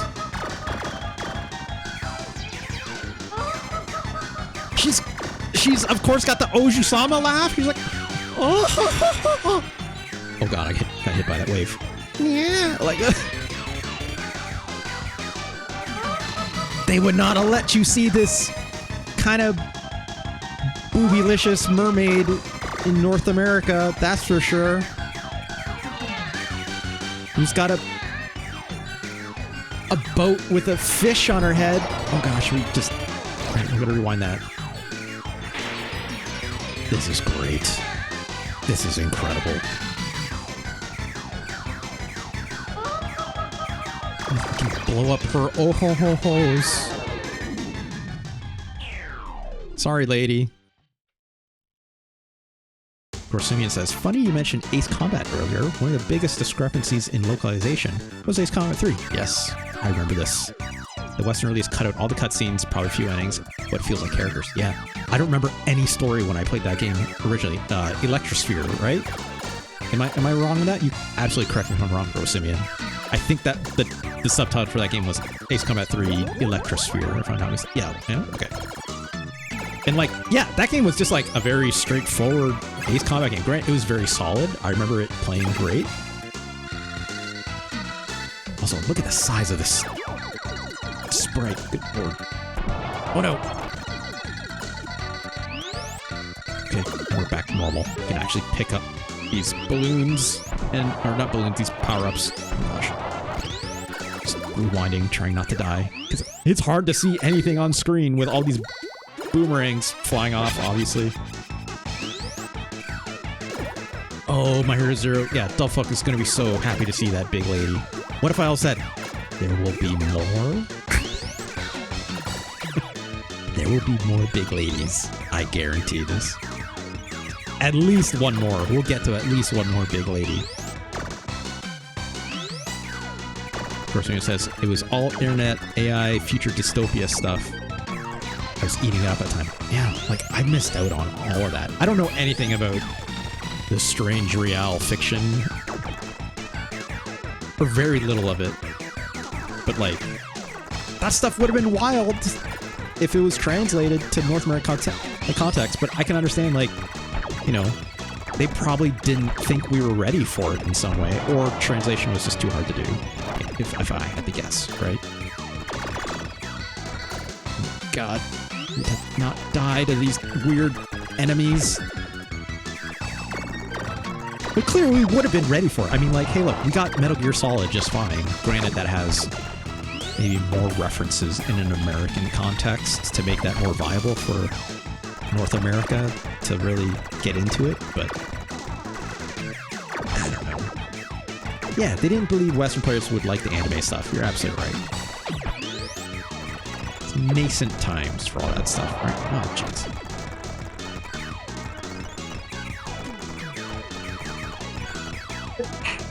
Excuse me. Ooh. Oh gosh, almost got killed. Yeah, how would Americans take this in the 90s of me blowing up that American Sam-assed bald eagle, right? Not well, if I had to guess.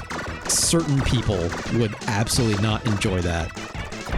We can laugh about it now, absolutely, though, right? And that's not even really anime, that's just, you know, this game's poking fun, trying to have a laugh, right? And it's good pure humor. In my opinion, at least.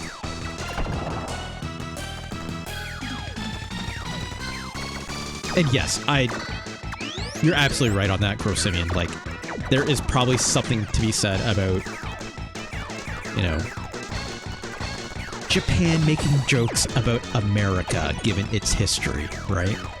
Sensitivities will be seen in a very different light the closer it would have been to, obviously, the Reagan era, even. So, this game's awesome. I love this game. I think this game is an incredible building upon what Parodius originally did. Look at this boss. This boss, also in Gradius, if you recall, just looks like a cake thing and big lips in the middle. But you may remember this from Gradius. And that's like the fun part about Parodius, right? Like, it's taking all those tropes and bosses and level design that it got from, you know, a long history of Gradius games, but it's like, you know, making it more fun, having a laugh, right? Hence a parody. So those boomerangs are really screwing up the frame rate of this game. I think it's like all the little boomerangs that are like bouncing around. Yeah, the bunny orbits, like these options, like they're fun, right? So I'm gonna stop shooting so we can get at least some of the game speed back. Come on, just get that last guy. Come on, there we go. Great. See you later, dude. Fantastic. Oh, right, I forgot I have these as well. You know, these little walls you can throw out and like enemies will run into them.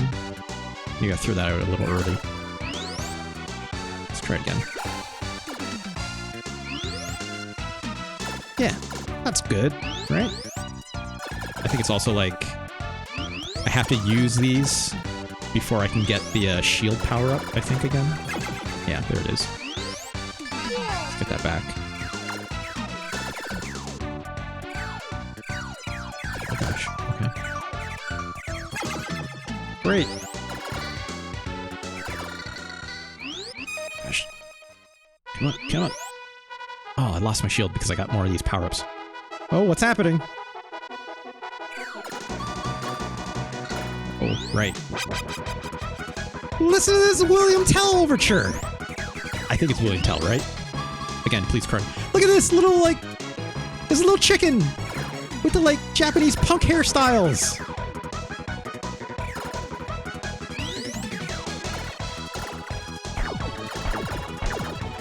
Which oh, what's the name of, like, Japanese punk again? Boku something, right?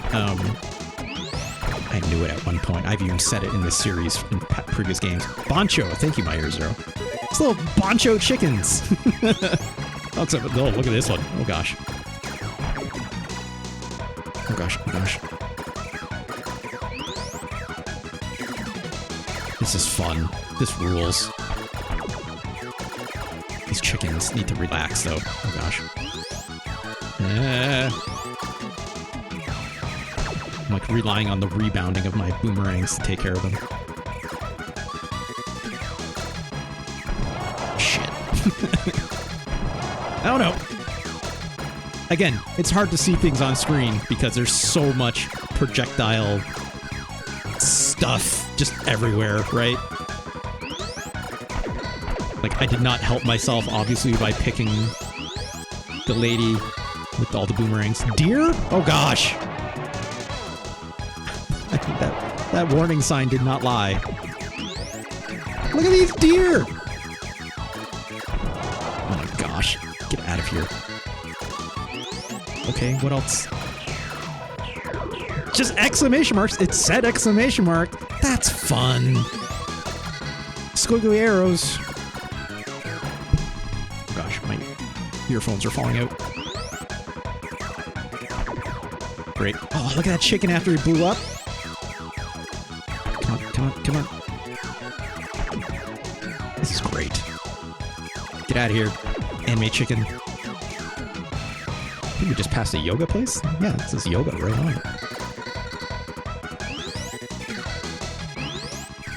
I should be using my force field stuff. This is bonus stage music, right? From the original? That's just a...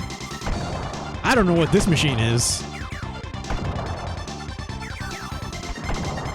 Oh my gosh. Oh my gosh. Get out of here. Get out of here. Get out of here.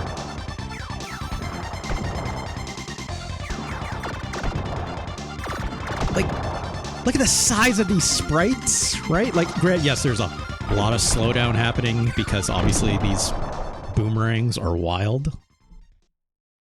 That's fun, though.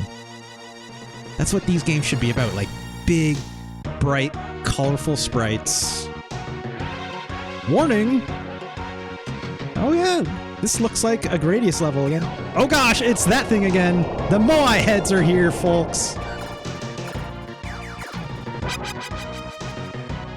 Oh god, we gotta deal with that big old Moai head ship, which was in the first game.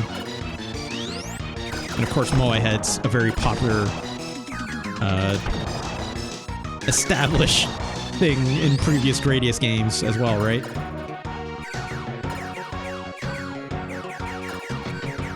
It says, this character is clearly overtuned for this boss, actually, and you're basically cheating, and cheaters never prosper. Look. Look. Look.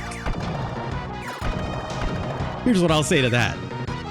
I think we're reclaiming, right? Yes, the boomerangs are extremely overpowered, which is why I chose this character. But this game is very hard as it is, right? Oh my god. Great. See you later, buddy.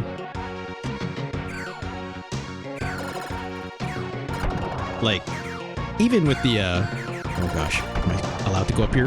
Nope. Let's try it again. I think we should go down, right? I don't know what I'm supposed to do. Okay, let's just stay here. That's a little cheap, right? But, like, that's Gradius games. This does stuff like that, right? It's like, I'm gonna throw this giant floating thing at you, and you have to learn how to deal with it, essentially. God. Come on, just... Oh no, that guy took off. Cheating not only the game, but yourself? My hair is hurt. Please. Please.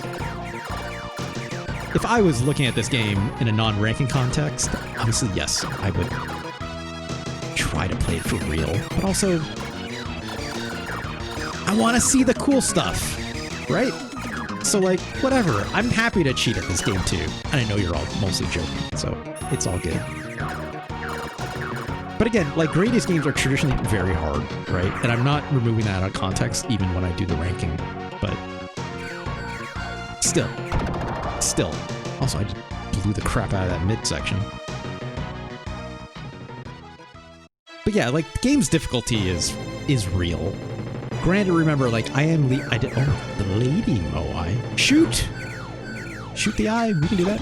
Oh, hello. Those are, Oh!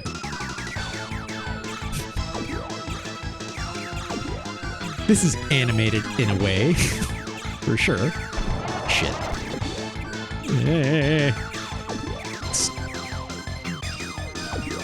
Ah!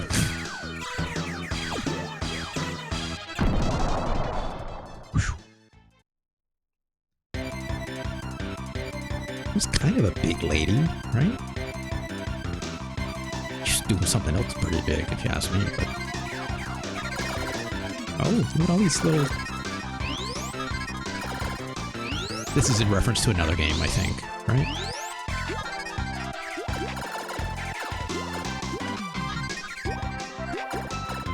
I think these ships are... what are they reminding me of? Oh gosh, look at this. It's like you shoot them and this count goes down? But it's 250 something? Like, you're not gonna do that. Oh no. It's so funny that... look at those moais back there. They're like in that planet, just having a good time. Galaga, thank you. That's... I was trying to think of the name of the game. Thank you. Gross Simeon.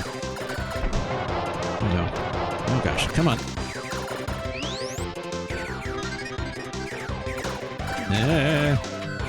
Thank God for these boomerangs, right? Jeez.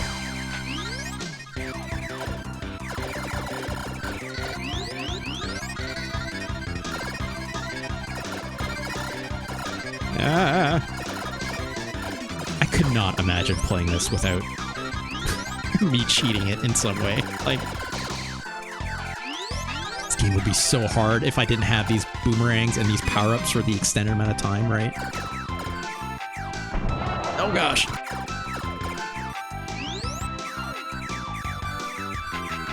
These panels just flying at you. Yeah. I have no idea how I was supposed to avoid that. Oh, come on. Hang it back here? Yeah. Jesus, Jesus. Crap. Yeah, when the enemies start coming for you, like, at all these weird angles, like, you have to have, like, the tail gun equipped or something instead, right? Like, thankfully these boomerangs can fly in different directions, so it helps, but... not easy, right?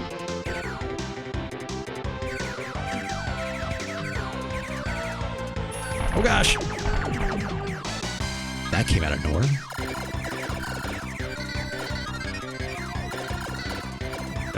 God. I don't know why. I don't need those power-ups, so I don't know why I'm jumping up there, right?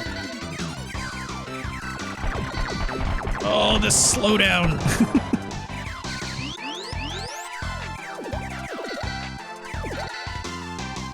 Let's get that bell. I don't know what that would have given me. I'm not gonna blow those up. There's like those are like in Xevious as well, right? Like these like just floating 3D-ish looking panels. Also, look at this guy. He's like, hey, ow, ow. This goop.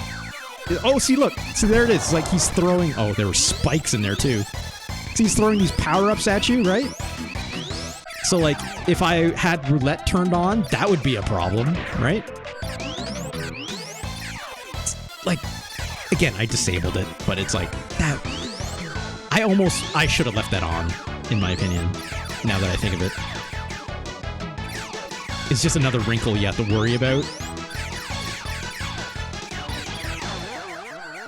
Oh gosh. Oh gosh.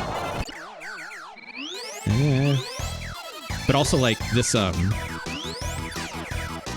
gooey goop was also in Gradius 3, if you remember. Specifically for the Super Nintendo. I don't remember if this goop was in, like, other Gradius games, but you'll remember levels where it's like there's, like, a bunch of bubbles you have to blow up and, like, big jelly kind of weirdos. It's like, gah. That's fun. That's fun. That rules. When they say video games can't really do comedy, hey, what's up, Bird Mick? Do different characters see different bosses? No. So it's like the different character you choose at the beginning won't affect that. I think... I'd have to double check the research, but I don't think the different characters have different endings either. Could be wrong on that, though. I might double check that. But there's a lot of characters in this game, obviously, right? Like, having chosen, like, Goemon and all that. Yeah, that seems like a tall order for, like, the number of characters that they have in the game, for sure. It might change, like, hey, who appears at the end or something like that, but that's it. It won't change much more than this.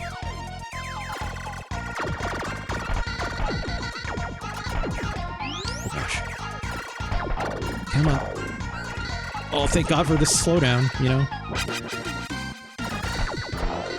All these boomerangs have the doubling effect of, like, aside from just being extremely effective, like, the doubled effect of being able to have the slowdown help me out too, right? What is this guy hammering? Oh. Okay, well, I think we can hide down here, right? Right? Let's get through. These little penguins! Oh gosh.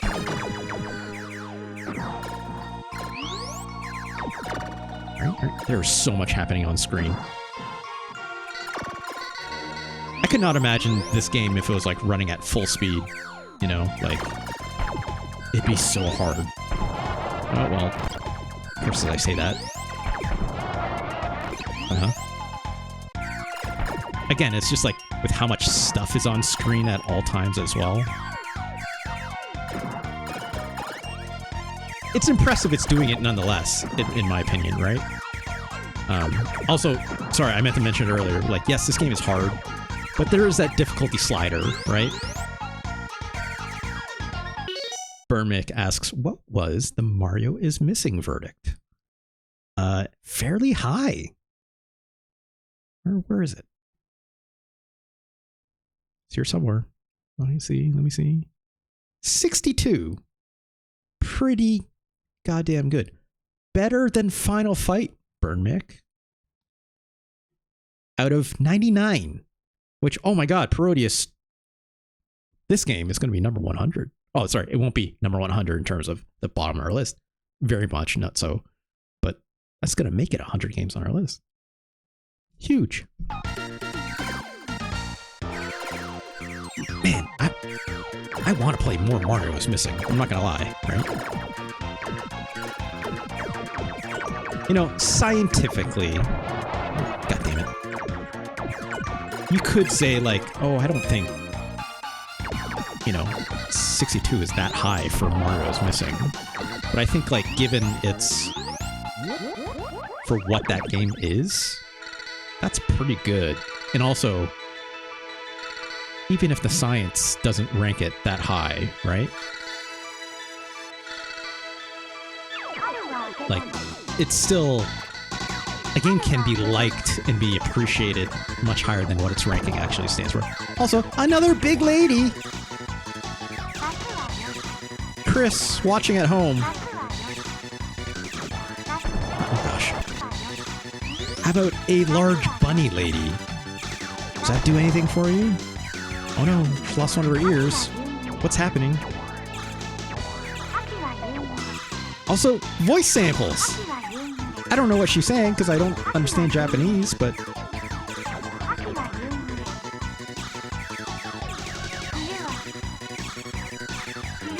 Just gotta keep hitting her in the face with these boomerangs. Oh no! It was a cardboard cutout this entire time! Hilarious. Hilarious. I'm sorry, Gross Simeon. I apologize for your loss. Your gigantic wife was just a cardboard cutout. with the couple Pantaru penguins behind it. I'm sorry.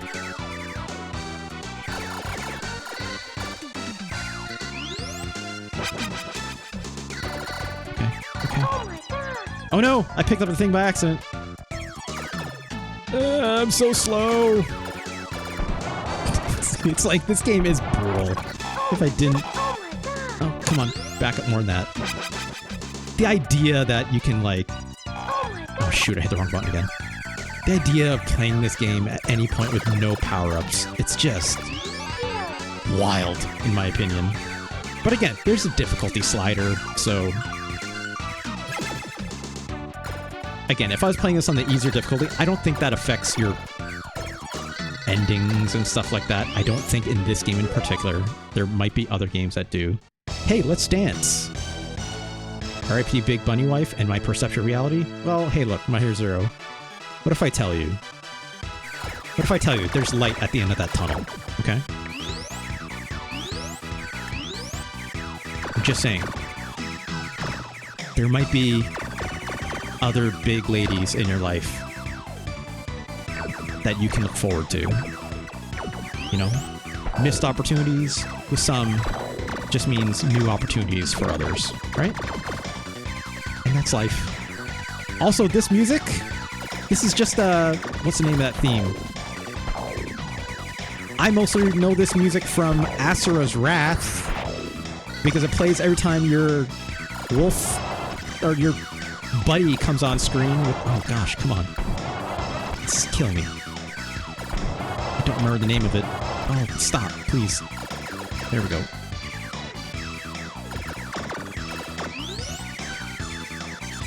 Oh, what's the name of that song? Is it like Brave New World or just New World, I think?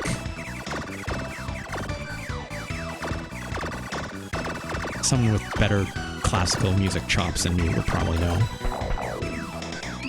Yes, Burmick. There needs to be a command for big ladies. Maybe I should... I need a big lady emote, don't I? Just anything for that. I will work on that.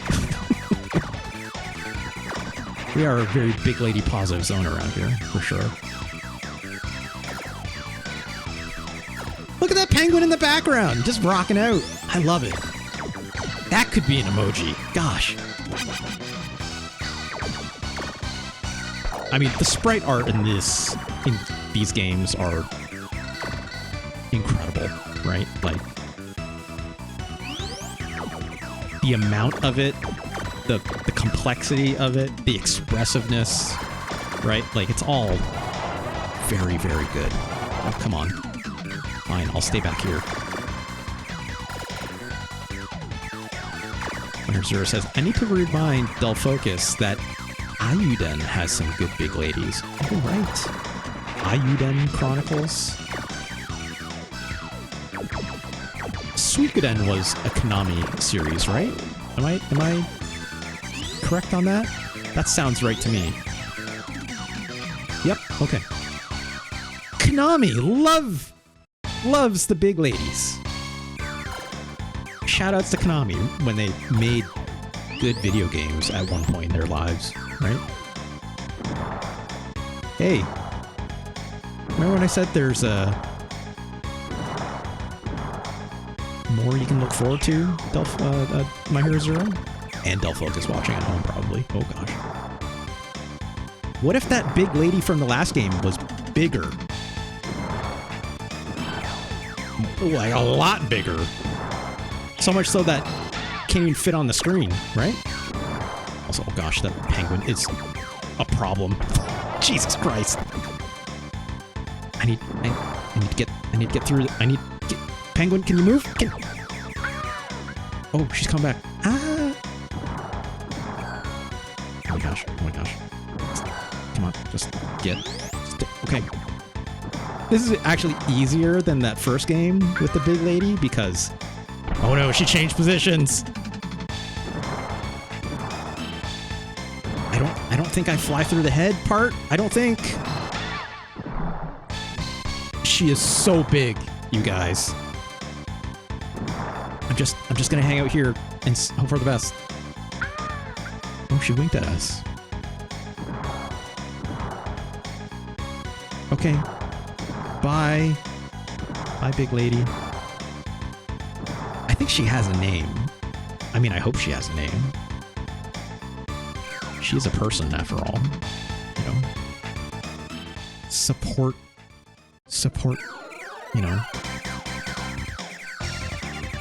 All burlesque dancers and stuff. That's good work, right?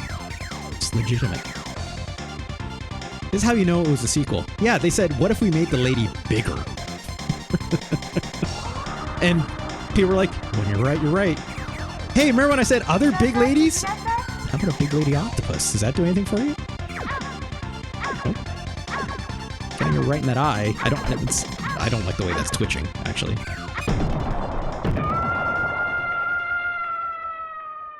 I almost feel bad for that. She did not like that. I'm sorry. Miss Octopus? Is there a Mr. Octopus? Hey! I finally found the glory of the past. So here's the part where it's like, depending which character you pick, they'll show up here. Yo, I'm Mr. Past Glory. Sorry, there's no treasure. Well then, see ya.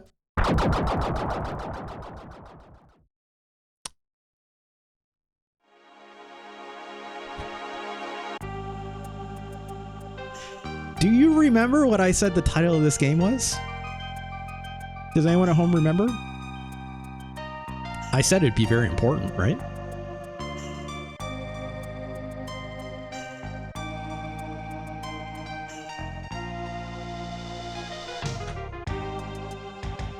The loose translation for this game. Gokujō Parodius, pursuing the past glory. Capital letters on past glory. We found the past glory, but as it turns out, it's not a treasure. It was just a bomb. That's an incredible punchline, in my opinion. Incredible.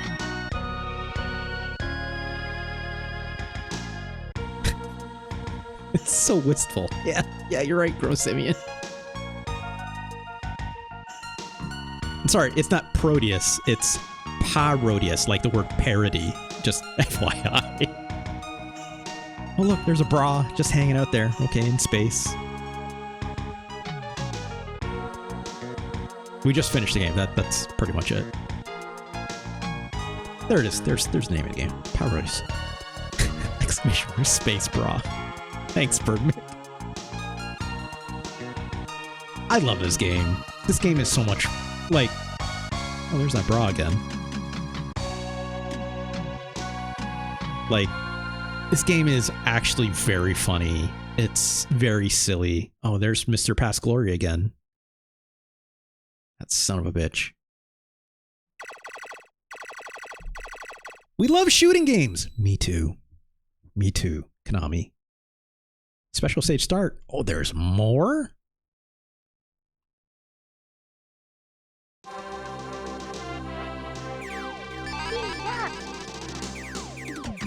Here's what I know about playing this part. Oh gosh, I got too many power-ups.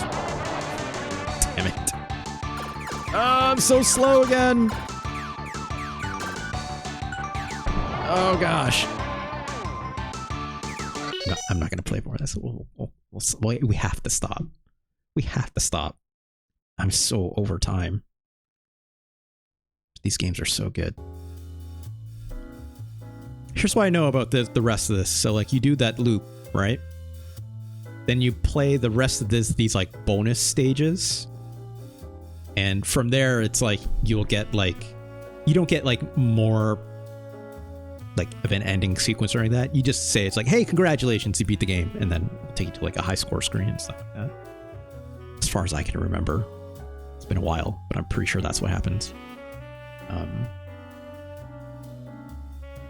Gosh, this game. Gokujō Parodius. Kako no Eikō no Motomete. I'm going to use the English title. Pursuing the Past Glory, also known as Fantastic Journey. It's pretty sick. You're absolutely right on engrossing me. I think this is the first time I actually like got through a full game start to finish in this series as I was ranking it. Not even on purpose. It was just like, I just want to see more. I just wanted to see more. Because it's that cool, right? Man. Pretty sick. And what if I told you there's a sequel to this too, and it's also sick? We're not going to look at it today. There's not enough time. It's just not enough time. 1994, this game came out. I will call it Parodius 2 for our benefit, but no, that is not known as Parodius 2. At least, you know, especially not on the Super Nintendo. Because there are more games of series that span multiple consoles, yada yada yada. But if I ever call it the sequel to Parodius on the Super Nintendo, you'll know, generally speaking, what I mean. In case I forget how to say, you know, Gokujō Parodius, or people don't understand what that means. I'll just be frank, I think this game is better than the first Parodius, right? Like far and away. Like the graphics look way more expressive, right? And that big mermaid lady, good God, how big the other big lady from the first game was. Big lady tech, big for Gokujō Parodius, right? Where's the other Parodius game? It's here somewhere. 37. Wow. That bunny lady? Yeah. And like all the new characters you can play as. And there's like different weapons, like that boomerang. Those boomerangs weren't in the first one. Like the last game had a lot more like standard tropes of Gradius and Life Force kind of like weapons, right? Whereas this game, and like the funniest weapons out of the last game in Parodius 1 was definitely like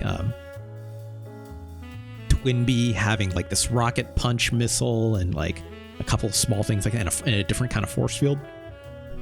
But like this game has like way more to it that I obviously didn't show off all the other characters, right? But like all the like homing missiles and different kind of shots. So yes, this game is absolutely better than the first Parodius for the Super Nintendo. This game is better than Legend of the Mystical Ninja, I think.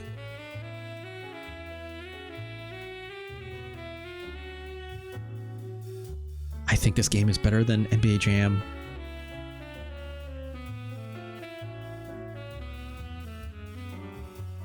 Is this game better than Hagane, the Final Conflict? That game was pretty goddamn cool.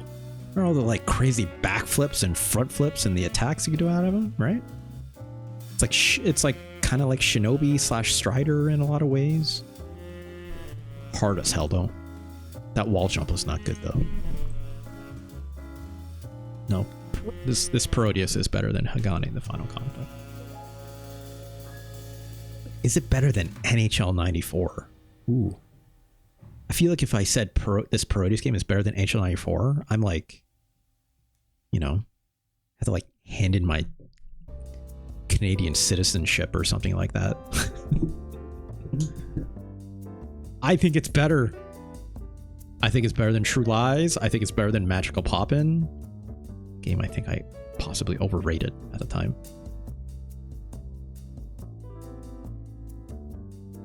Is this game better than Final Fight 3?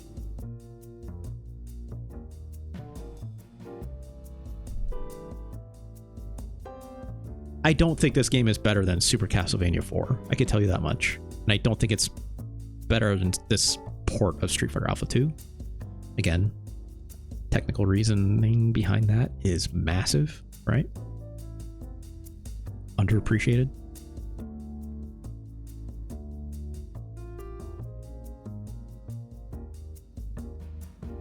I think this feels right.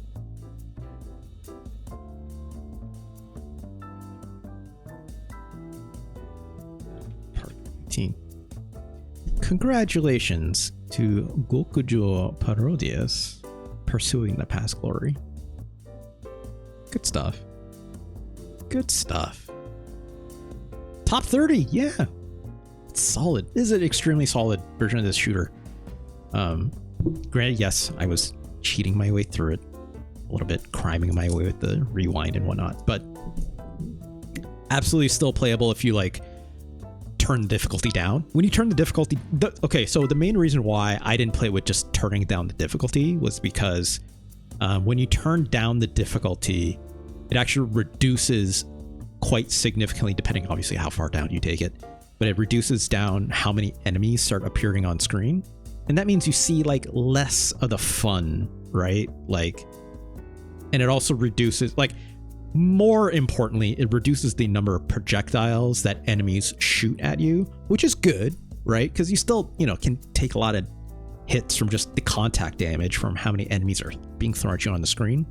But it definitely throws a lot less at you the more you tone down the game difficulty, which is fine, right? I just want to... I was taking more of a maximalist approach. I want to see all the wacky sprites. I wanted to see that slowdown happen even, right? With how like wacky it is and how much fun it is to see all the different enemies on screen all at the same time, right? Granted, yes, that does make it more challenging, but it's fine. It's fine.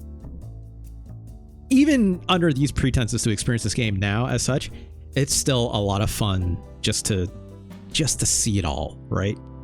Does that maybe impact the playability for like the longer term and stuff? Yeah, maybe a little bit, because once you've seen everything, you've seen all the gags, you've seen all the jokes. And that's half the problem with a lot of these games that are relying on comedy, right? It's like, once you've seen the gags, how much time, like, you're not going to like see it again right away, maybe, right? Unless you think it's absolutely hilarious. But I do think the comedy in this game and like the way it does it is a lot of fun, right? It is actually very fun to look at, and also its approach to like it's kind of goofy parodies of the Gradius series overall. If you actually understand that in context, it's a lot of fun, and it is funny extremely as such. So yeah. Simeon also says that cake boss was pretty creative, squeezing the frosting ring for the big beams. Yeah, you shoot like the little middle out of it. There's, if you know your Gradius history, or Life Force, or Salamander, if you want to call it, for the NES, right? There's even like that boss in there, but appeared as like a mini chibi version of it, if you noticed. Of like, it also shoots like 4 beams at you. I think it's like literally the first boss in Gradius 3, where it shoots a bunch of beams at you, and it has like 3 cores in the middle of it, and you have to like chip away at like small little like pips before hitting those big cores, before you actually blow up the whole boss and stuff like that. Like, that was actually in there, but like as a small mini enemy that you didn't have to do the same mechanics with, but it's fun. There was that weird, like, what looked like, yeah, like a Galaga kind of like callback in it. That's neat, right? Which is weird when you think about it, because Galaga's Namco, right?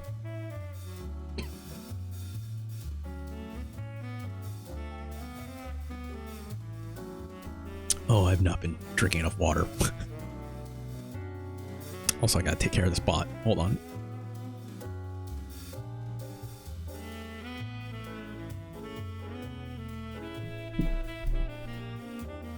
Whew. Unsolicited links. Block. Get out of here. And delete you. Congratulations to Gokujō Parodius. Fantastic voyage. Or I think, right? Fantastic. Fantastic Journey. Apologies. Fantastic Voyage is a song by Coolio in the 90s. Also very good, but not what we're ranking today. Wow. What a day. We only did 2 shooters, but that's okay. How am I doing on uptime? 4 hours. Woo! Right in the dot. A little under because it was prep time. Well worth it though.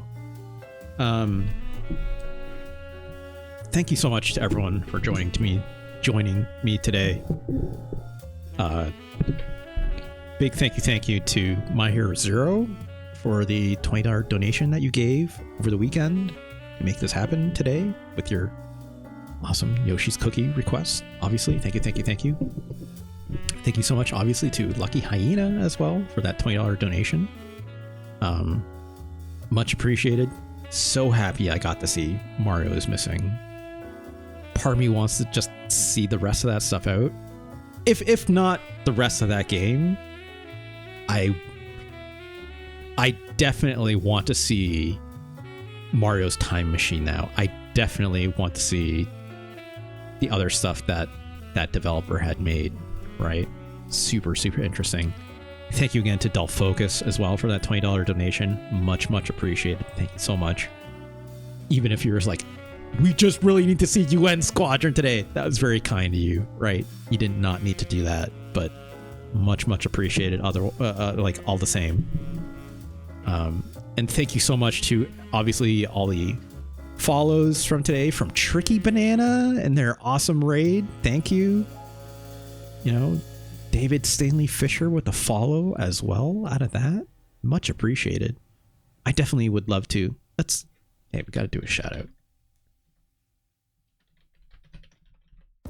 Tricky Banana. There we go. Follow them, obviously, as well. Did I even type that in right? I did not. Damn it. It's Tricky Banana with 2 N's with the last one, but I can't do another shout out for another little bit.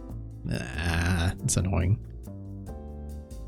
I kind of wish it would give me like a drop down in this OBS interface. I'll copy that. I can stretch for another 30 seconds before giving them another shout out. But definitely give them a follow as well, which I'll say again, 30 seconds. Thank you to all the subscribers, obviously, giving me, or sorry, it's a minute 30, whatever, that's okay. You know, really helping me out in this show. If you're watching at home, obviously, when this goes up on the VODs later at youtube.com/@RJLee, that's where all the rest of these will go. From there, you'll be able to obviously never miss a show if you came on over to twitch.tv/RJLee. Give me a follow at least. That's free, right? You can follow me and never miss a show when it goes live. But if you do want to subscribe to my Twitch channel as well, again, helps me out in the long run. Or as always, if you have your own suggestions, right, you can always donate another $20 tip, which that link is down below. I need to like upgrade some of that on my Twitch profile and yada yada yada. I've yet to do that. Actually make that tip button bigger or something, but it needs to be obvious what that's for. So, and then obviously you can, or alternatively, right, if you want to keep it within Twitch, you can always do 8 gift subs or 2,000 bits. That equals out to about the same thing, but it's more expensive if you do the gift sub in bits. So direct donations are much appreciated. Of course, you can always see the full list if you want to see all the games that I played. If you're trying to mind the suggestions, or you just want to see older episodes of this show, you can go to tinyurl.com/SNES ranking, and then you'll see this big old list for yourself. Obviously, I had to update it with today's results, but on there you will find time codes for every single episode I've done to each individual game. It'll take you directly to the episode that I played it in, and you can see all that science for yourself. That's the end of that plug. Rosimi says, dinner plans? I don't have any. I gotta. Yeah, here's dinner plans, Grosimian. I need to make something. Those are my dinner plans. No, I probably got some gyoza on deck. I'm probably gonna at least do a little bit of that, right? Also, like, I was planning on doing like a larger cook as well, you know, for the week. It's Monday after all, so like maybe a big old thing of pasta would be nice. I gotta make, like, it's not Sunday. Sunday was yesterday. I gotta make like a Sunday sauce, right? Help stretch out the week. And then I can use that for like anything I like. That's probably what I got on deck. Anyways, thank you all again for joining me today. Great episode. Always super hyped when all the lovelies come around. Gladly we'll have you again. Coming up tomorrow, I want to say, what am I streaming tomorrow? Is tomorrow Rock Band Day? Or not Rock Band, Rocksmith? Let's look at the channel schedule really quick. Yep, that's right. Rocksmith tomorrow. Come check it out. Play some more bass, right? Get your live requests in for sure. And then Wednesday, probably not streaming that day, so I'm going to take that day off. And then on Thursday, we'll be back again with more SNES games. We'll rank them all, baby. Ooh, maybe almost all. That's why I use that qualifier in the title, right? Thank you all again. Stick around after this. After I run my end card, we'll raid someone. We'll find someone. We'll see who's up, right? And then we'll definitely see who else. Oh, before I forget, because I gotta do it. Gotta do it. There it is. Shoutouts to Tricky Banana. Thank you again for that raid earlier. Much appreciated. It doesn't show up in here. Here, I know how directions work. Here, that's how you spell their username. Check them out. They're really good. Also, yeah. So stick around. We'll raid someone. I'm just going to run to my end card and then obviously cut the recording. So, all right, y'all. Thanks again. Talk to you later. Bye-bye.